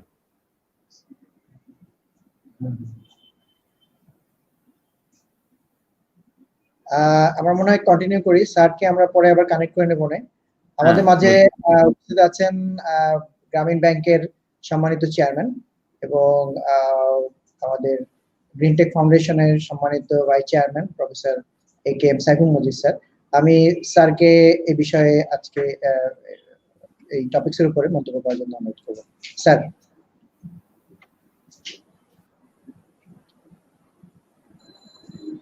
লুৎফর, আমার কথা শোনা যাচ্ছে? হ্যাঁ, শোনা যাচ্ছে, বলেন। হ্যালো। জি স্যার, শুনতে পাচ্ছি স্যার। আচ্ছা, শোনা যাচ্ছে। সো এখানে যে আজকে যে প্রফেসর হাসান হাবিব যে পেপারটা দিয়েছেন আর কি, সেটার মধ্যে অনেকগুলো খুব গুরুত্বপূর্ণ বিষয় আছে যেটা নিয়ে আমরা এই বাজেটে এবং শর্ট টার্ম এবং লং টার্মে আর কি বেশ কিছু চিন্তা ভাবনা এখানে প্রতিফলিত হয়েছে। যেমন এখানে উনি যেটা উল্লেখ করেছেন যে, এবং আমি ওনার পেপারে দেখেছি যে এখন যে কোভিড-19 যে ভাইরাসটা আসছে, এবং এরকম বেশ কিছু ভাইরাস আগেও, সেটা HIV, এইডস, সার্স বা ডেঙ্গু ভাইরাস আর কি, সেটা কিন্তু ওই প্রকৃতিকে আমরা যেভাবে বিভিন্ন ইকোসিস্টেম আমরা যে ধ্বংস করেছি, নষ্ট করেছি, এবং সেগুলো কিন্তু গেলে একটা কম্বাইন্ড ইফেক্টস আর কি, ইফেক্ট হিসাবে এগুলো আমাদের এসে এগুলো আমাদের সমাজকে, মানুষকে এটা ভয়ঙ্কর ভাবে এটা ক্ষতিগ্রস্ত করছে আর কি।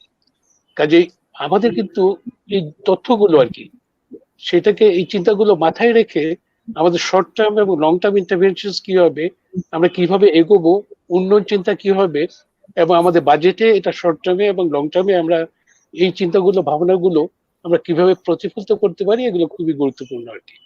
যেমন প্রফেসর হাসান হাবিব একটা ইস্যু নিয়েছেন, অনেকগুলো ব্যাপার আছে এখানে। একটা হচ্ছে যে উনি প্রপোজ করেছেন এখানে একটা গ্রিন ইনক্লুসিভ গ্রোথ ইন্ডিকেটর আনা দরকার কি। ইনক্লুসিভ গ্রোথ ইন্ডিকেটর, ইনক্লুসিভ গ্রোথটা তো আমরা আগে থেকে বেশ আমাদের দেশে কিন্তু বেশ গুরুত্ব দেওয়া হচ্ছে, এবং এটাতে যখন প্রফেসর আতিউর রহমান উনি যখন বাংলাদেশ ব্যাংকের গভর্নর ছিলেন, উনি কিছু পদক্ষেপ কিন্তু নিয়েছিলেন আর কি, যে বাংলাদেশের ব্যাংকের তরফ থেকে আমাদের গ্রোথটাকে, ব্যাংকিং সেক্টরটাকে কিভাবে আরো গ্রিন করা যায়।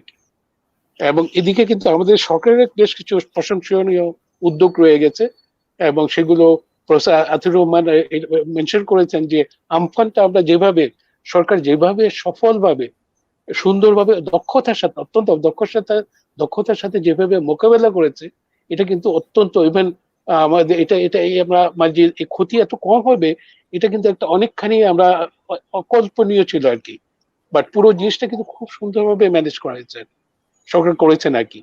এবং আমাদের গ্রিন সেক্টরে কিন্তু আমাদের সরকারের বেশ কিছু খুব সফল পায়োনিয়ারিং ইন্টারভেনশন, পায়োনিয়ারিং কিছু চিন্তা ভাবনা এবং প্রজেক্ট বা ওই ধরনের কর্মসূচি নিয়ে এগিয়েছে, এবং এগুলোর এখানে দরকারও আছে।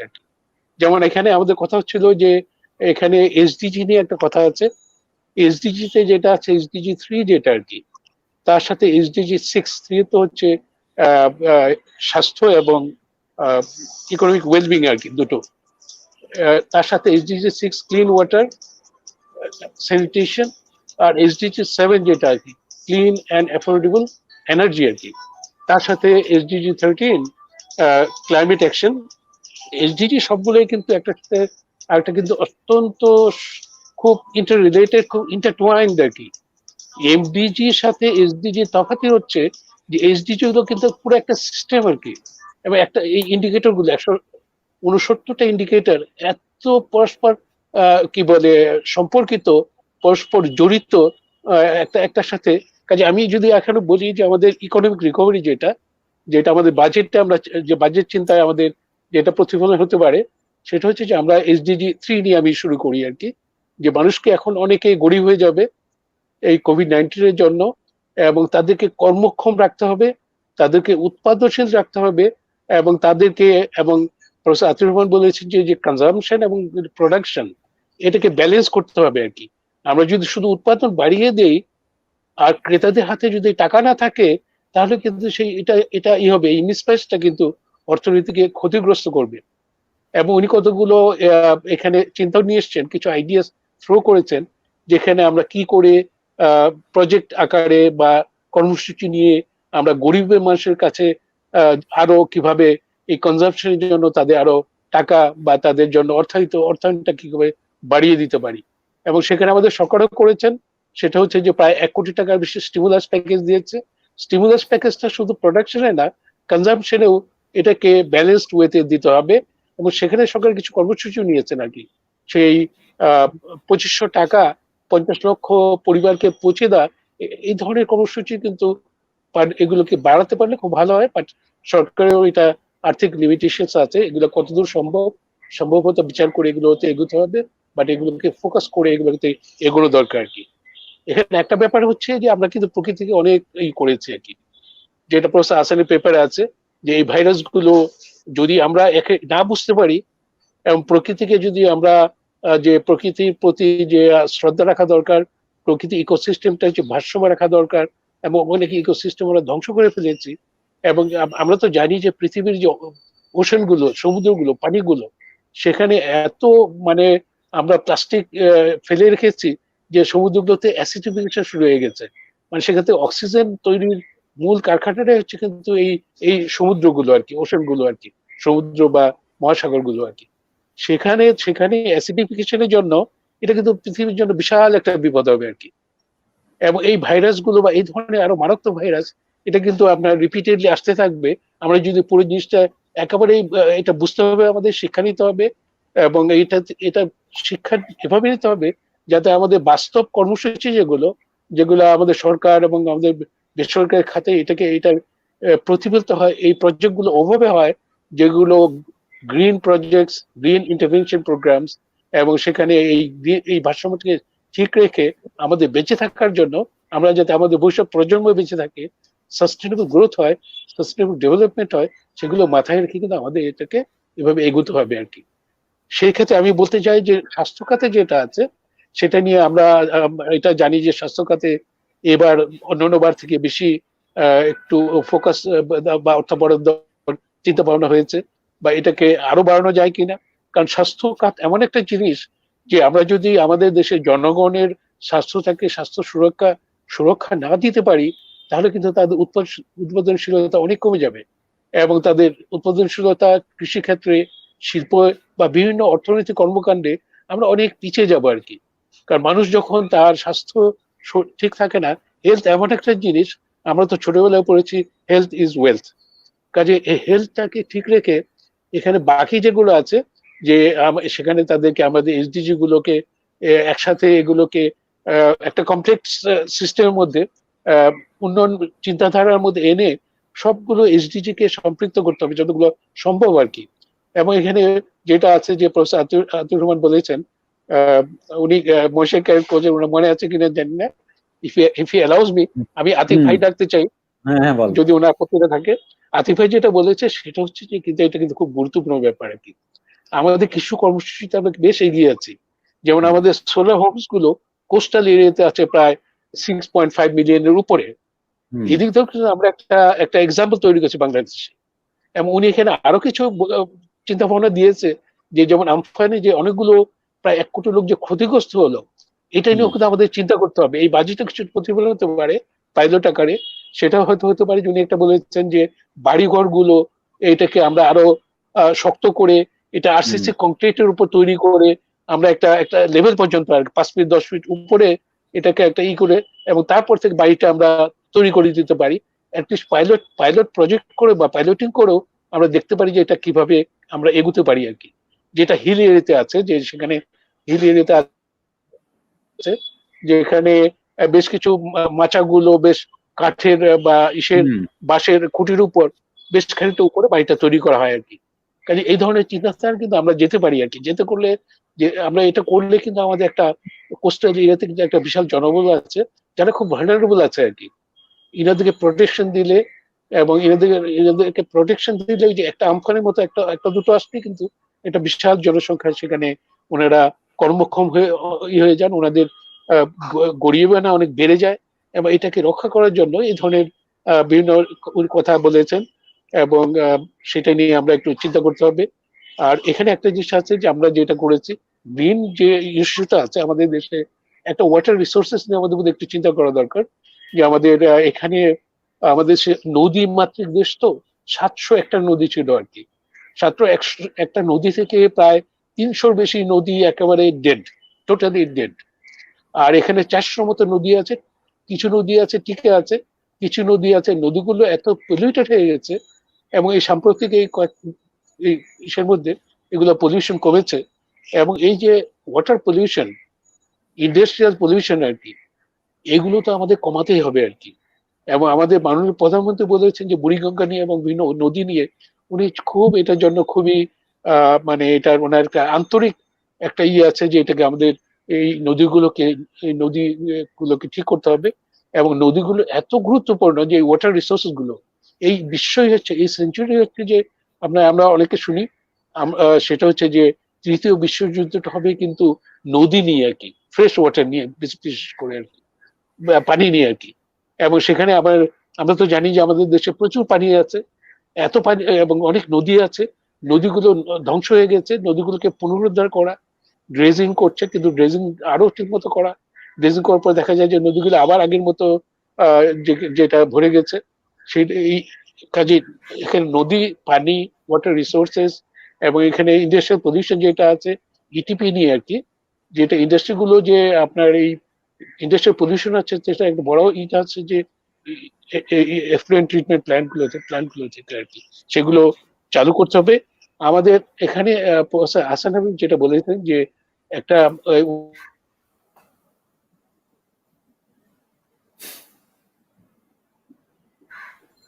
হ্যালো হ্যালো জি, শুনতে পাচ্ছি স্যার,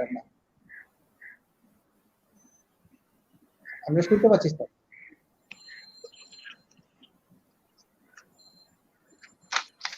হ্যাঁ সাইফুল, আমরা শুনতে পাচ্ছি। কই স্যার আমার আপনি মনে ক্যারিয়ার, হয় হ্যালো জি আমরা শুনতে পাচ্ছি স্যার।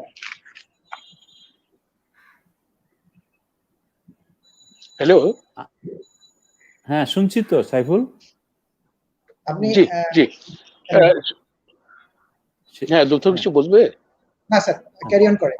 শুনতে পাচ্ছি আর কি। তো এখানে যেটা আছে যে ওনার পেপারটা কিন্তু আমার কাছে বেশ ইন্টারেস্টিং মনে হয়েছে। This are some foods for thought, এবং এখানে কিছু উনি চিন্তা ভাবনা দিয়েছেন, এবং আমাদের যে গ্রিন, এটা ইকোনমিক রিকভারির জন্য এটা পজিটিভ অ্যাপ্রোচে কিছু কিছু চিন্তা যেগুলো আসছে সেগুলো, এবং ডক্টর বলেছে যে এগুলো সরকারকে দিয়ে দেওয়া হবে এবং সেখানে ওনাদের কনসিডারেশনের জন্য। তবে একটা ব্যাপার হচ্ছে যে আমি কিছু কথা বলছিলাম যে এটা আছে যে যেমন আমাদের অনেক ইকোসিস্টেম ধ্বংস করে ফেলেছে, ইকোসিস্টেম গুলোকে এখন পুনরুদ্ধার করতে হবে আমাদের জন্য আর কি। এবং সেখানে টপ সয়েল আর কি, এগ্রিকালচার নিয়ে প্রফেসর হাসান হাবিব একটাই ছিল, এটা বেশ গুরুত্বপূর্ণ, উনি বেশ ফোকাসড ওয়েতে উনি বলেছেন যে এখানে পেপারেও এটা আছে, প্রচলিত আছে পেপারে, সেটা হচ্ছে যে এগ্রিকালচার যেটা আছে, intensification, uncontrolled expansion of agriculture আর কি। এবং সেখানে এগ্রিকালচার এমন একটা সেক্টর যেখানে তো এই বাজেটে, যেহেতু এখানে অনেক লোক এখানে যাদের এর সাথে জড়িত, অনেক লোকের কর্মসংস্থান কিন্তু আমাদের দেশে এগ্রিকালচারের কন্ট্রিবিউশন জিডিপিতে কম, সেটা ইভেন লেস দেন 15%, কিন্তু এখানে কিন্তু কর্মসংস্থানের বিশাল জায়গা, এবং এবছর কর্মসংস্থান কিন্তু বিশাল ব্যাপার হয়ে দাঁড়িয়েছে অনেক এখানে আমাদের দেশে, বিশেষ করে গ্রামীণ অঞ্চলে, শহরেও গ্রামীণ অঞ্চলে, এবং অনেকে আপনার কর্মসংস্থান তার বেকার হয়ে যাবে, বেকার হওয়ার সম্ভাবনা আছে। এই যে কর্মসংস্থানের যে একটা বিশাল একটা প্রেশার আসছে আর কি, কর্মসংস্থানটাকে এটাকে আরো অ্যাক্টিভেট করা, এটাকে ঠিক রাখা, এবং এটাকে কিভাবে আমাদের সাথে বিশাল একটা জনসংখ্যার বড় অংশকে এখানে তাদেরকে একটা মিনিমাম একটা এমপ্লয়মেন্ট দেওয়া যায়, যাতে তারা এবছরটা এবং আগামী বছরটা এটাই রিকভারি হতে বলতে 2 বছর লেগে যাবে। 2021 সাল পর্যন্ত যে ধাক্কাটা আসছে, এই 2021 সাল পর্যন্ত যাবেই, এবং লং টার্ম আরো যাবে, কিন্তু এই 2 বছরে আমরা এই এগ্রিকালচার সেক্টরে এই কর্মসংস্থানটাকে কিভাবে ঠিক রাখতে পারি, এবং সেখানে যেটা আছে সেটা আমাদের ফোকাস, এগ্রিকালচার সেক্টরকে ফোকাস করতে হবে। এবং সেখানে গ্রিন এগ্রিকালচার নিয়ে যে তথ্যটা আসছে, আতিউর ভাই বলছিলেন যে এখানে গ্রিন ফার্টিলাইজার, গ্রিন, এখানে বেশ কিছু ইন্টারভেনশন প্রোগ্রাম চলছে আর কি, এগুলোকে কি করে বাড়ানো যায়, এটা অনেকখানি কিন্তু বর্তমান বাজেটে এগুলাকে প্রতিফলন করা সম্ভব। এবং যেটা হয়েছে যে এবছর বড় ফসলটা অনেক ভালো হয়েছে আর কি, এবং যেটার জন্য আমরা একটা ফুড সিকিউরিটি একটা ইস্যু আমরা এতটা ইয়েতে পড়িনি আর কি, কিন্তু এবার এই বড় ফসলটা খারাপ হলে, বা এই বন্যাটা কিছু কিছু এরিয়াতে, কিন্তু বন্যা এসে বড় ফসলটাকে অনেকে ধ্বংস করেছে কিছু কিছু এরিয়াতে আর কি, কিন্তু ম্যাক্সিমাম আর কি 70-80% ধান কাটা হয়ে গেছে আর কি।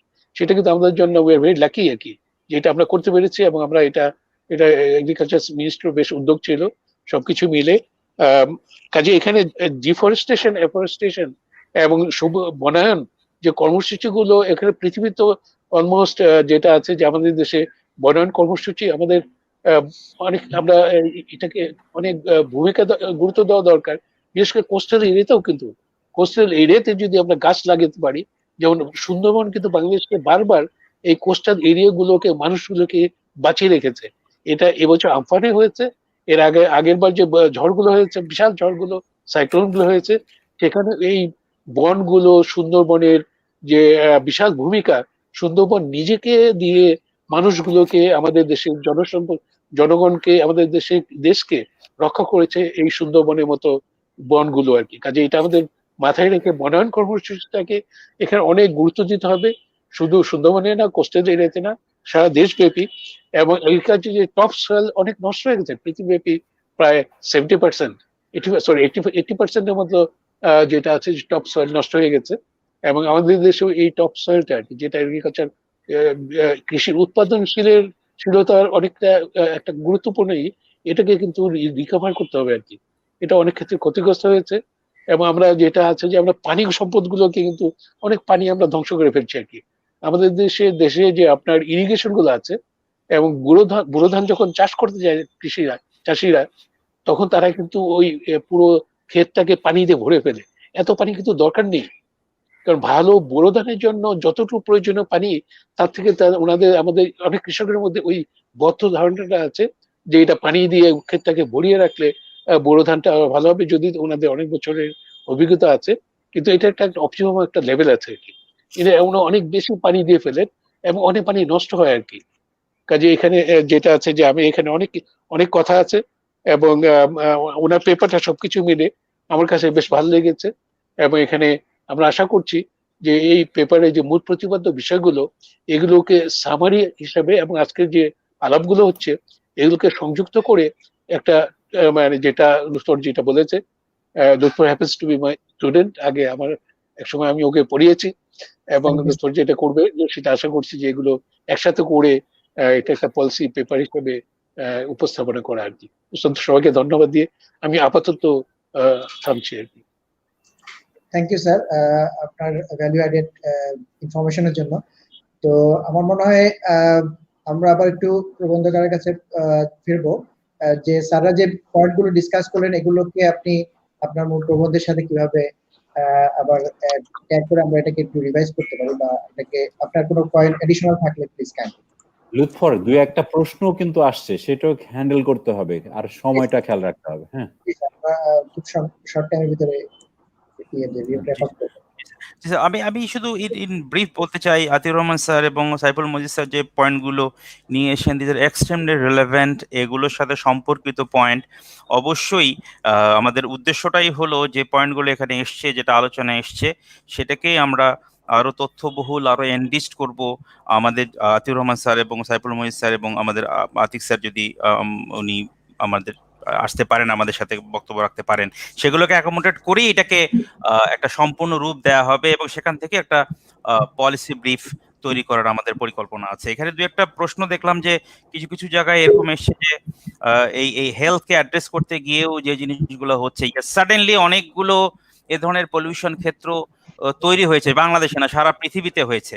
সেগুলো হয়তো ইমিডিয়েট নিডকে, হেলথ এমন একটা ইস্যু, ইমিডিয়েট নিডকে অ্যাড্রেস করতে গেলে অনেক সময় আশেপাশের এই চ্যালেঞ্জগুলোকে সাথে সাথে খেয়াল করার সুযোগটা আসলে হয় না, যেটা হয়েছে আমাদের দেশে হয়েছে। স্যানিটাইজার তৈরি করা থেকে শুরু করে আপনার ওয়েস্টেজ গুলো কোথায় ফেলা হবে সেজন্য পরিকল্পনা করা, তো সেগুলো সারা পৃথিবীতেই হয়েছে, আমাদেরও হয়েছে। সুতরাং obviously this are valid point, যে এগুলোকেও আস্তে আস্তে অ্যাড্রেস করতে হবে, বিকজ এগুলো যাতে অতিরিক্ত কোনো এনভায়রনমেন্টাল হ্যাজার্ড তৈরি না করে। Thank you. Thank you. আমাদের ডক্টর আতিক রহমান স্যার আমাদের মাঝে আবার ফিরে এসেছেন।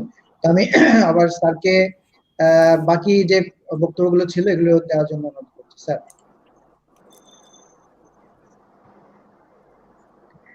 হ্যাঁ আতিক ভাই। স্যার আপনি আপনার বক্তব্যটা ক্যারি অন করতে আমাকে বলছেন? জি জি, আপনার বাকি কথা যদি থাকে শেষ করেন। কোন সময় পর্যন্ত আপনাকে শুনতে পেয়েছেন? শেষের দিকে না, আমি কিন্তু দেখতে পাচ্ছিলাম না। হ্যাঁ, আমরা শুনতে পেরেছি। আপনি যেখানে শেষ থেমেছেন সেখান থেকে আবার একটু বলেন আর কি। আচ্ছা, না তারপরে আমার মোটামুটি সামারাইজ করে এই শেষ পয়েন্ট যেটা ডক্টর হাবিব বলছিলেন, যে ইমিডিয়েট যে ক্রাইসিস আমাদের হচ্ছে, যে 14,000 টন আমাদের গার্মেন্টস এই কোভিড জনিত এবং গ্লাভস এগুলো জমা হয়েছে, এগুলো রিসাইক্লিং করা। আমাদের প্লাস্টিক রিসাইক্লিং ইন্ডাস্ট্রি কিন্তু বেশ প্রোগ্রেসিভ এবং ভালো। তারা যদি এই সুযোগটা নিয়ে এই রিসাইক্লিং এ যেতে পারে, এই গ্লাভ বিশেষ করে মাস্ক নিয়ে রিসাইক্লিং করার কোনো অর্থ হয় না, কিন্তু সেটা খুব বেশি, এবং মাস্ককে ব্যক্তিগতভাবে বারবার ব্যবহার করার বিভিন্ন পদ্ধতি আছে, কিন্তু গ্লাভস গুলোকে নিয়ে বা প্লাস্টিক জনিত ব্যাপার সেটা একটা এগোতে পারেন। আমাদের মেইন যেটা মূল কথাটা হবে যে এই ইমিডিয়েট, শর্ট টার্ম 1 বছর, ইন্টারমিডিয়েট টার্ম 3 বছর, তারপরে লঙ্গার টার্ম 5 বছর, এইভাবে মোটামুটি আমাদের পরিকল্পনা করে energy, water, health, basic needs যেগুলো, সেগুলো দিয়ে প্রো এনভায়রনমেন্ট এবং আমাদেরকে প্রো হেলথ, এদিকে আমাদের এগিয়ে যেতে হবে ইমিডিয়েটলি। এটাই হবে আমাদের গ্রিনিং দ্য ইকোনমির বেস্ট পদ্ধতি। আমি এখানে শেষ করি। Thank you sir. আমাদের কোশ্চেনের ভিতরে এই মুহূর্তে যিনি আমাদের দুটো কোশ্চেন করেছেন, বাংলাদেশ সরকারের সাবেক সচিব এবং স্ট্রেডার সাবেক চেয়ারম্যান এবং বিসিএস একাডেমির রেক্টর জনাব আনোয়ার শিকদার স্যার, উনি একটি ভ্যালিড কোশ্চেন থ্রো করেছেন যে can we discuss how chemical liquid waste produce out of used sanitizer, soap, detergent, etc. would be addressed. Sir, Atik Rahman sir, আপনি কি এই ব্যাপারে কিছু বলবেন কিনা? উনি তো বললেন, এটাই তো বললেন। সেটাই বললাম, স্যানিটাইজারের ব্যাপারটা হচ্ছে যে ক্রাইসিসটা স্যানিটাইজার লিকুইডে না, ক্রাইসিসটা হচ্ছে স্যানিটাইজার বটল, হ্যাঁ, বোতলগুলো কোথায় ব্যবহার করবে, সেটা রিসাইক্লিং এ যেতেই হবে। এবং সেটা ওই বোতল রেখে দিলে ওর মধ্যে আবার আমাদের ইনোভেটিভ ব্ল্যাক মার্কেট ম্যানেজার ওর মধ্যে যা যা করবে সেদিকে সে পথে না যাওয়াই উচিত। এটাকে রিসাইক্লিং এ যেতে হবে। এবং আমাদের প্লাস্টিক ইন্ডাস্ট্রি, যে recycling industry they are quite progressive, কিন্তু তাদেরকে সুযোগ করে দেয়া। তাদের একটা ডিমান্ড হচ্ছে they want to be called green industry. সেটা গ্রিন কিনা সেটা একটা ইভ্যালুয়েশনের প্রশ্ন, কিন্তু আমাদের সেদিকে তাদেরকে সাহায্য করতে হবে। Thank you sir. আরেকটি কোশ্চেন ছিল যে can you start training program for transformation of our mind into green? এই ব্যাপারে ডক্টর হাসান হাবিব ভাই, আপনি যদি কিছু আপনার ইনিশিয়েটিভ বা আপনি তো করছেন, বিআইবিএম এর উদ্যোগে আপনারা করছেন, এই ইস্যুতে আপনার ট্রেনিং বা ক্যাপাসিটি বিল্ডিং প্রোগ্রামটা কিরকম ভাবে করা যায়? ট্রেনিং তো বলতে আমি যা বুঝি, this is capacity development program. আমরা এখন যা করছি এটার মধ্যেও ট্রেনিং কম্পোনেন্ট আছে, অ্যাওয়ারনেসের কম্পোনেন্ট আছে।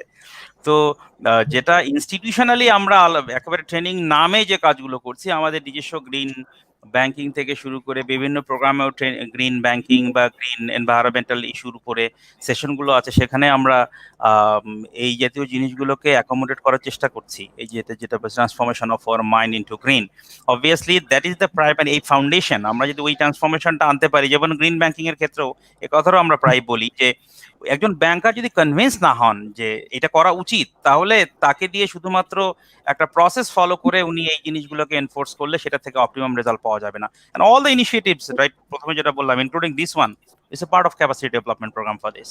Thank you. Thank you. তো আমি কিছু বলবো এটা নিয়ে। Sir sure.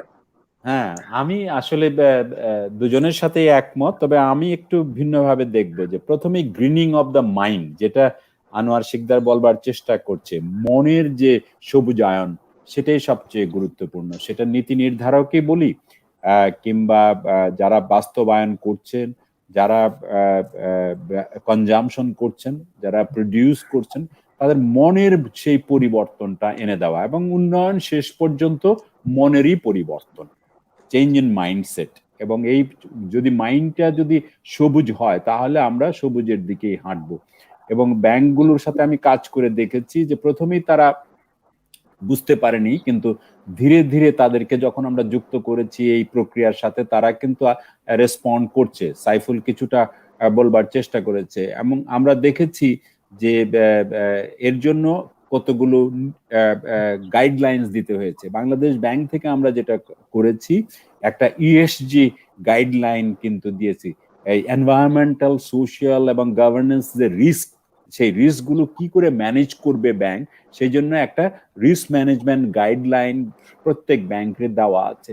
এবং ব্যাংকগুলোকে কিন্তু এরকম করে বলা আছে, হাবিব হয়তো আরো ভালো বলতে পারতো, যে এই বছর তারা কতটা গ্রিন ফ্যাক্টরিতে ইনভেস্টমেন্ট করবে, গ্রিন অ্যাক্টিভিটিতে ইনভেস্টমেন্ট করবে, আগামীতে তারা কতটা করবে, ইটিপিতে তারা কতটা করবে, এরকম করে কিন্তু বলা আছে। এবং আবারও বললাম যে গ্রিন ট্রান্সফরমেশন একটা ফান্ডও করা আছে, যেখানে যারা যে সমস্ত ফ্যাক্টরি গ্রিন হতে চাইবে, যেমন শ্রেডা খুব ভালো কাজ করেছে এটার জন্য, সোলার রুফটপ সলিউশনের সাথে তারা কাজ করছে আমি জানি। তো এইভাবে গ্রিন ফ্যাক্টরি গুলোকে নিয়ে আসছে। কিন্তু এখন একটা আমার মনে হয় যে একটা আমাদের সর্বোচ্চ মহল থেকে, আমাদের সরকারের পক্ষ থেকে একটা গ্রিন ডিপ্লোমেসি আমাদের খুব দরকার। আমরা সারা বিশ্বকে বলবো যে আমরা আমাদের কয়েকশো ফ্যাক্টরি আমরা গ্রিন করেছি, আমাদের আরএমজি ফ্যাক্টরি গ্রিন করেছি, আমরা আপনাদের চাহিদা মতো আমরা কমপ্লায়েন্স করেছি, আমরা এত ইনভেস্টমেন্ট করেছি। এই সময়টা আমাদের যে পণ্য, সেই পণ্যেরও তো দাম দিতে হবে। এবং এটার জন্য এবং এই যে যারা আমাদেরকে এই বিপদের দিনে যারা আমাদের পণ্য কিনেও দাম দিতে চাচ্ছে না, তাদের সাথে আমাদের নেগোসিয়েশন করতে হবে এবং বলতে হবে যে না, আমাদের কর্মীদেরকে বাঁচতে হবে। আমি স্টিমুলাস প্যাকেজের দিকে এসে বলবো যে আমাদের কৃষকদের জন্য, যেটা সাইফুল বললো, যে কৃষকদের বাঁচিয়ে রাখতে হলে কৃষকদেরকে উদ্দীপ্ত করতে হবে। কৃষকদের বিভিন্ন দেশে, এমনকি আমেরিকাতে, ইন্ডিয়াতে, সর্বত্র একটা একটা উদ্দীপনা তহবিল দিয়েছে। যেমন আমেরিকায় সবাইকে $1200 একটা তহবিল সবাইকে দিয়েছে। আমি সবাইকে দিতে বলবো না, আমি 1 কোটি আমাদের কৃষকের 10 টাকার অ্যাকাউন্ট আছে, আমি প্রস্তাব করব সরকারের কাছে যে এই 10 টাকার অ্যাকাউন্টে কৃষকদেরকে অন্তত 1000 টাকা কিংবা আমরা দিয়ে দিতে পারি না, এক ধাক্কায় এই 1 কোটি অ্যাকাউন্টে আমি 1000 করে টাকা যদি দিয়ে দেই সবাইকে, তাহলে তারা উদ্দীপ্ত হবে যে এটা একটা স্বীকৃতি।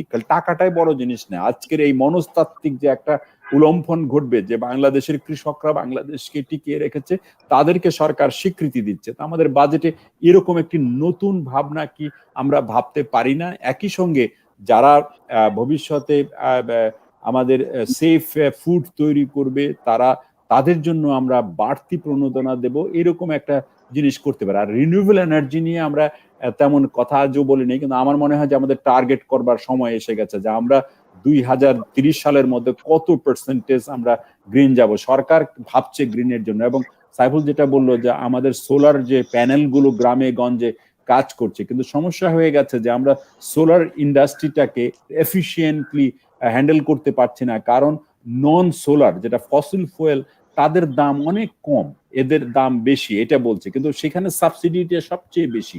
তা আমরা আস্তে আস্তে আমরা ফসিল ফুয়েল থেকে আমাদের যে ভর্তুকি, সেটা আস্তে আস্তে কমিয়ে আনবো, এনে বরং আমরা তাদের উপরে কার্বন ট্যাক্স আরোপ করব।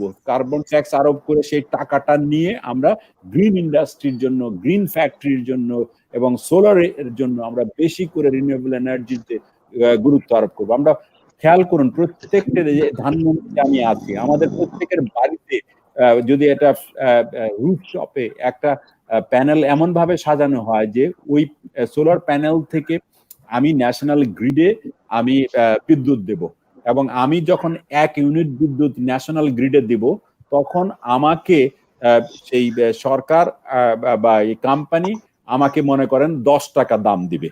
আর আমি যখন গ্রিড থেকে 1 ইউনিট কিনবো, তাহলে আমি 8 টাকা দাম দেব বা 6 টাকা দেব।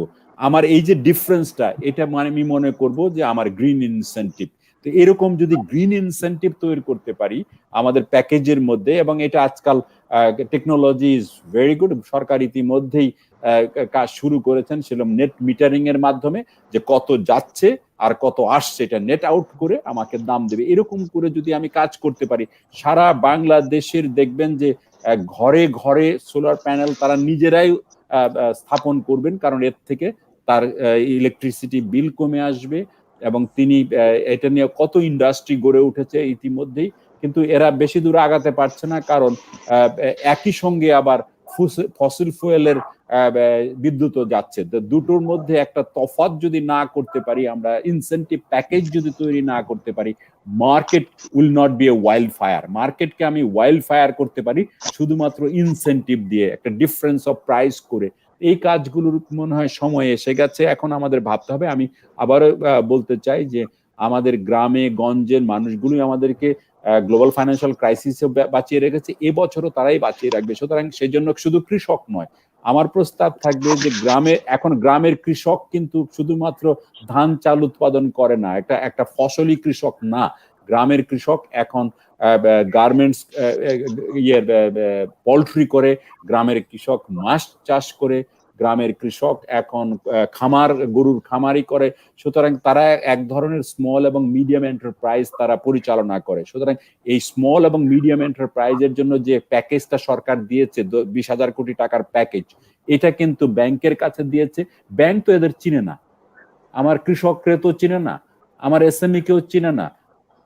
ব্যাংক চাইবে আমার একটা টিন চাইবে, এদের কাছে কোনো টিন নাই। ব্যাংক চাইবে যে এদের একটা ট্রেড লাইসেন্স আছে কিনা, এদের তো কিছুই নাই। সুতরাং তাদের কাছে পৌঁছবো কি করে? এই জায়গায় নতুনত্ব। আমার প্রস্তাব হবে যে বাংলাদেশ ব্যাংক সরাসরি যদি মাইক্রো ফাইন্যান্স ইনস্টিটিউট, যেটা সাইফুল যেটার চেয়ারম্যান, গ্রামীণ ব্যাংক কিংবা অন্যান্য যে প্রতিষ্ঠানগুলো আছে, সরাসরি যদি তাদের সাথে একটা ডিল করে, বলে যে ঠিক আছে আমি 1% কিংবা 0% আমি তোমাকে এত হাজার কোটি টাকা দেব, এত শত কোটি টাকা একটা এমএফআই কে দিব, তুমি এটা নিয়ে 9%-এর মধ্যে আমার এই এসএমই কে পৌঁছে দাও, এবং রিস্ক তারাই নিবে। ব্যাংক শুধু খালি নিয়ে দেবে বলে হয়তো 1% বড় জোর চার্জ করতে পারে, এরকম ইমিডিয়েটলি। এবং যদি তারপরেও ব্যাংক ভয় পায়, আমি মনে করি যে ইমিডিয়েটলি একটা রিস্ক ম্যানেজমেন্ট যে ফ্যাসিলিটি, যেটা হলো ক্রেডিট গ্যারান্টি স্কিম, একটা পার্শিয়াল গ্যারান্টি স্কিম, যে 80% অন্তত তারা গ্যারান্টি হয়ে থাকবে, এরকম বিশ্বব্যাংক ইতিমধ্যে $300 মিলিয়ন অফার করে বসে আছে সরকারকে। আমি সরকারের কাছে অনুরোধ করব যে এই বাজেটে একটা robust credit guarantee scheme Bangladesh ব্যাংকে দিয়ে ইমিডিয়েটলি শুরু করবার প্রস্তাবনা এই বাজেটে আসুক। তাহলে ব্যাংক তাদের রিস্ক ম্যানেজমেন্টে অনেক অনেক অনেক তাড়াতাড়ি আসবে, রিস্ক ভয় পাবে না এবং টাকা দিতে। এবং এবছর আমার মনে হয় যে এখন সময়, এই যে বড় বড় যে প্রজেক্টগুলোর কথা বলছি, এখন সময় না। কারণ মানুষ এখন বেঁচে থাকার, এবারের বাজেট হতে হবে বেঁচে থাকার সবচেয়ে বড় উপায় হলো কৃষককে টাকা দেওয়া, এসএমই কে টাকা দেওয়া। কারণ এসএমই যদি আরো 2-1 মাস এরকম করে যদি ঘরে বসে থাকে, তাহলে কিন্তু এগুলো বন্ধ হয়ে যাবে। সুতরাং তাদের কাছে কিভাবে টাকা নিয়ে যাব সেটা বুদ্ধি বের করা, এবং এই বাজেট যেন সেই বুদ্ধি দেয়। এইরকম করে যদি, এবং এটা একটা আমি বললাম যে বেশিরভাগই হবে গ্রিন, এরা আমাদের জন্য আমার বাঁচিয়ে রাখছে এরা। এবং এই যে ইনপুট গুলো, যেমন ধরেন আমাদের যে পোল্ট্রি, আমাদের খামারের জন্য যে ইনপুট, সেখানে বেশিরভাগ ইনপুট আসবে আমাদের ভুট্টা থেকে, আমাদের মেইজ থেকে, তাই না? এইগুলো উৎপাদন খুব জরুরি, এবং এখানে এর মধ্যে ভিটামিন আছে, এর সব আছে, যেগুলো আমাদের ইনপুট হিসেবে যাবে। সুতরাং এই জায়গাটাতে যদি আমরা একটু সময় দেই, একটু ইনসেন্টিভ দেই, তাহলে কিন্তু একটা সাইকেল তৈরি করব যে আমাদের গ্রামের মানুষও বাঁচবে, কনজামশন বাড়বে, ইনভেস্টমেন্ট বাড়বে, এবং সেই ইনভেস্টমেন্ট দিয়েই আমরা বেঁচে থাকবো। বাংলাদেশ এখন পর্যন্ত গত 10 বছরে তার কনজামশন পরিমাণ 3 গুণ বাড়িয়েছে, ইনভেস্টমেন্ট বাড়িয়েছে 4 গুণ।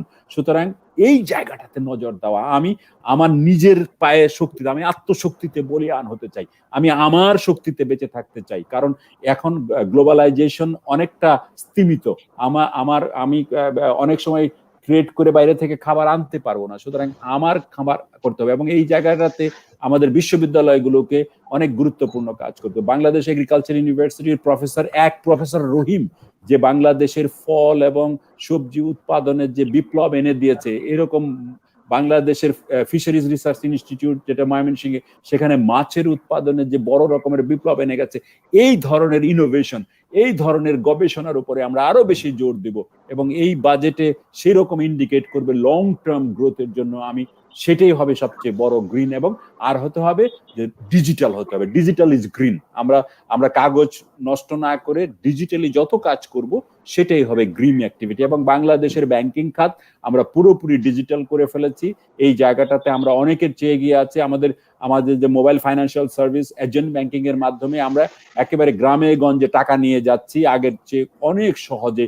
আমাদের 50 লক্ষ পরিবার, যেটা মাননীয় প্রধানমন্ত্রী দিলেন, মায়ের হাসি, এগুলো সমস্ত মোবাইল ফাইন্যান্সিয়াল সার্ভিসে মোবাইল ব্যাংকে যাচ্ছে এবং এতে কোনো কাগজ খরচ হচ্ছে না, কোনো রকমের গ্রিন হাউস গ্যাস তৈরি হচ্ছে না। সুতরাং আমাদের আগামী দিন হবে এইরকম digital global green inclusive finance, এবং সেটাই হবে আমাদের জন্য সবচেয়ে ভালো উদ্যোগ। এবং আমাদের এই স্টিমুলাস গুলোকে আমরা এমন ভাবে সাজাবো যে আমরা রিনিউয়েবল এনার্জির দিকে যাব, আমরা গ্রিন জৈব সারের দিকে যাব, আমরা নিরাপদ খাবারের দিকে যাব, আমাদের বাচ্চাদের ডিম দেব, আমাদের সমস্ত স্কুলের বাচ্চাদেরকে পুষ্টি খাবার দেব, এবং একসঙ্গে মিলে সবাইকে নিয়ে আগামী দিনে বেঁচে থাকবো। এরকম বেঁচে থাকার বাজেট এবং উন্নয়ন কৌশল চাই, যেটা সাইফুল খানিকটা ইঙ্গিত করেছে। আমাদের সমস্ত এসডিজির যে সমস্ত জায়গাতে ক্ষুধার প্রসঙ্গ আছে, দারিদ্র্যের প্রসঙ্গ আছে, যেখানে ক্লিন ওয়াটারের প্রসঙ্গ আছে, যেখানে ক্লিন এনার্জির কথা আছে, যেখানে গ্লোবাল কোঅপারেশনের কথা আছে, সেই জায়গাগুলোতে আমরা গ্রিন ডিপ্লোমেসি করব। সমস্ত কিছুটা একসঙ্গে মিলে আমরা গ্রিন বা সবুজ উন্নয়নের জন্য সবুজ মন তৈরি করব। সেই কথাগুলোই আমরা আজকের এই আলোচনা থেকে টেক হোম হিসেবে নিয়ে যেতে পারি। ধন্যবাদ। Thank you sir. আমরা শেষ লুৎফর, আমি কি জাস্ট খুব সংক্ষেপে 3 থেকে 5 মিনিট কিছু বলতে পারি? জি স্যার, প্লিজ। সেটা হচ্ছে যে একটা জিনিস হচ্ছে যে এখানে আতিকুর ভাই এইমাত্র বললেন একটা গ্রিন ইনোভেশন ফান্ড যদি এই বাজেটে থাকে, এবং ডক্টর আতিক রহমান যেটা বলেছেন যে প্লাস্টিক নিয়ে কথা হলো না, এটা নিয়ে একটা প্রশ্ন ছিল শ্রেডার এক্স চেয়ারম্যানের। বাংলাদেশে কিন্তু প্লাস্টিকে ইনোভেশন হয়েছে আর কি, এবং বাংলাদেশের একজন ইনোভেটর উনি করেছেন জুট থেকে উনি প্লাস্টিক করেছেন। হ্যাঁ, গ্রিন পলিথিন করেছেন। হ্যাঁ, গ্রিন পলিথিন করেছেন, যেটা বায়োডিগ্রেডেবল।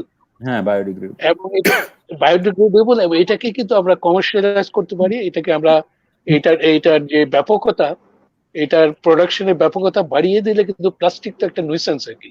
প্লাস্টিকটাকে আমরা অনেকখানি জুট দিয়ে, যে জুটটা আমাদের দেশে আছে প্রচুর পরিমাণে আছে, এই ধরনের প্লাস্টিক কিন্তু আমরা আরো অনেক উৎপাদন বাড়িয়ে দিতে পারি আর কি। না, আমাদের প্যাকেজিং ফ্যাক্টরিতে এই জুট পলিথিন খুব কাজ করবে। ইউরোপ কিন্তু ইতিমধ্যে সিদ্ধান্ত নিয়েছে যে তারা পলিথিনের প্যাকেজে তারা পণ্য নেবে না। সুতরাং এই জুট বেসড যে নতুন পণ্যের কথা সাইফুল বলছে, এটার দিকে যদি একটু ইনসেন্টিভ দিতে পারি, আমরা একটু পুশ দিতে পারি, Bangladesh will B A front liner এই জায়গাটাতে।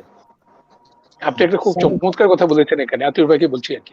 এখানে কিন্তু বিশাল একটা ব্যবসায়িক একটা সম্ভাবনা আছে, একটা বিজনেস অপরচুনিটি আছে আর কি, যেটা হচ্ছে যে পৃথিবীব্যাপী কিন্তু এটা একটা বিশাল ডিমান্ড আছে, এবং অনেকখানি স্ট্যান্ডার্ডাইজ করে দিয়েছে যে আগে যেভাবে প্যাকেজিং হতো, প্যাকেজিংটাকে পরিবর্তন করতে হবে, এবং প্যাকেজিং পরিবর্তন করার জন্য যে আমাদের এই সম্ভাবনাটা কিন্তু আমরা অনেক কাজে লেগে দেবে। এটা কিন্তু বিশাল একটা বাণিজ্য আর কি। হ্যাঁ, এটা তো চিন্তা করতে হবে। এবং এখান থেকে জুট ইজ ইনহেরেন্টলি গ্রিন।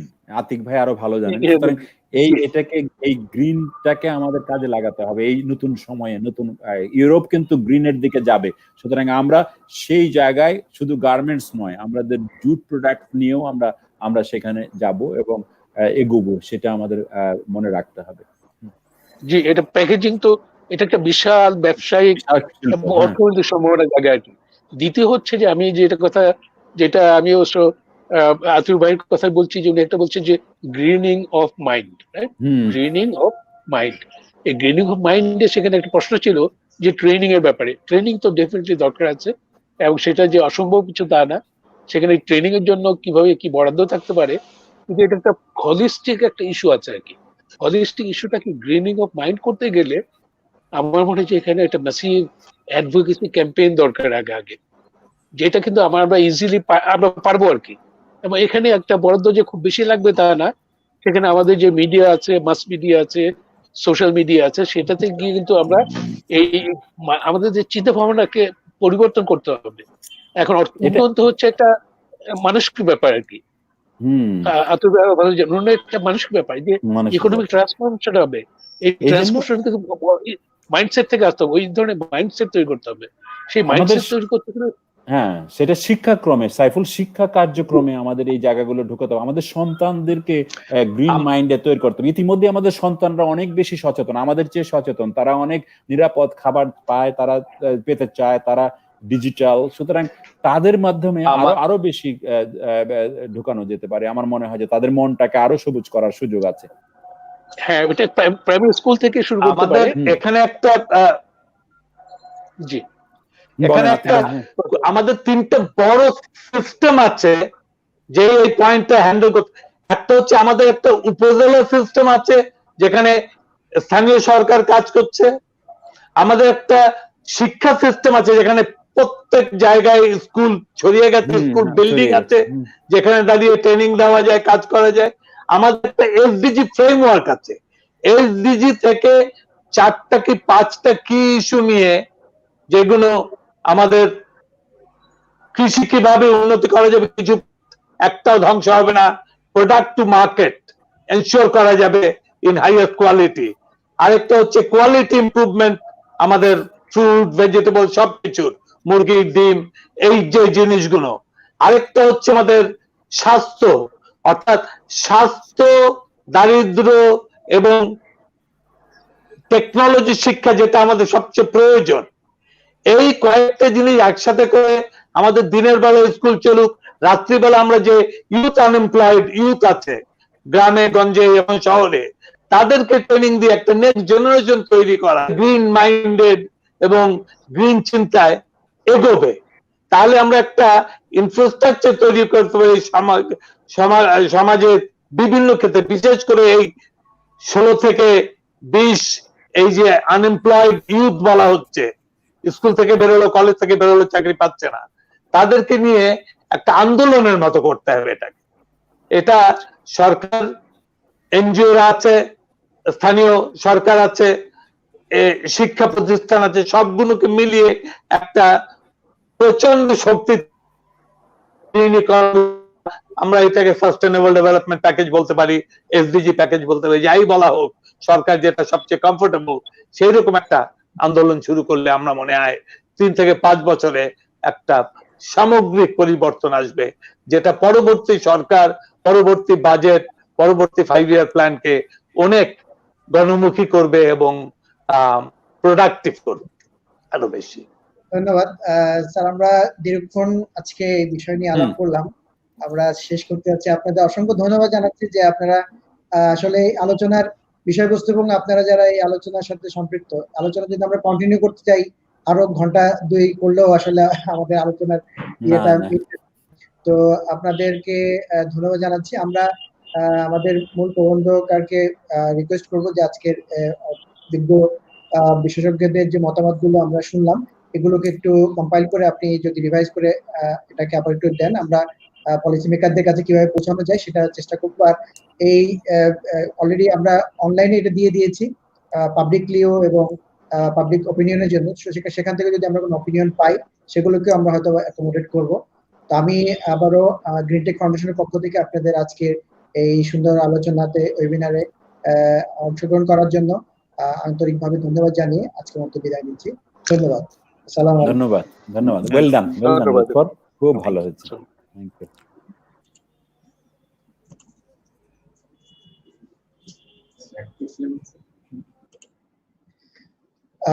সম্মানিত দর্শকবৃন্দ, আমরা এতক্ষণ শুনলাম এই খুবই গুরুত্বপূর্ণ webinar, policy for approach for green and resilience কোভিড-19 ইকোনমিক রিকভারি। আমরা এর হার্ড কপি পলিসির এই হার্ড কপিটা অলরেডি আমরা আমাদের ফেসবুক পেজে দিয়ে দিয়েছি, আপলোড করেছি। তো আপনাদের যদি প্রয়োজন হয় সেখান থেকে আপনারা দেখতে পারবেন। আর প্রয়োজনীয় আপনাদের জন্য যদি কোনো কমেন্টস থাকে সেখানে আপনারা দিলে আমরা এগুলোকে অবশ্যই আপলোড করব এবং রিভাইজ করার ক্ষেত্রে আপনাদের এই কমেন্টস গুলোকে গুরুত্ব দেব। আরেকটি আমরা ইনফরমেশন দিয়ে আমরা আজকে বিদায় নিতে যাচ্ছি। আমাদের আগামী 24 এবং 25 জুন ঢাকা বিশ্ববিদ্যালয়ের ইনস্টিটিউট অফ এনার্জির সাথে যৌথভাবে 20th national renewable energy conference এবং গ্রিন এক্সপো 2020 অনুষ্ঠিত হতে যাচ্ছে ভার্চুয়ালি। তো আমরা এই বিষয়ে অলরেডি নোটিফাই করেছি, আপনাদেরকে রেজিস্ট্রেশন করার জন্য অনুরোধ জানাচ্ছি। যারা আপনারা রেজিস্ট্রেশন করতে আগ্রহী ওয়েবিনারে, আপনারা আমাদের পেজে গিয়ে ইভেন্টে গিয়ে আপনারা রেজিস্ট্রেশন করতে পারবেন। আপনাদের সাথে আবারও আগামী 24 এবং 25 তারিখে 2 দিন ব্যাপী আমাদের এই কনফারেন্সে দেখা হবে। এই আহ্বান জানিয়ে আজকে আমরা বিদায় নিচ্ছি। ধন্যবাদ।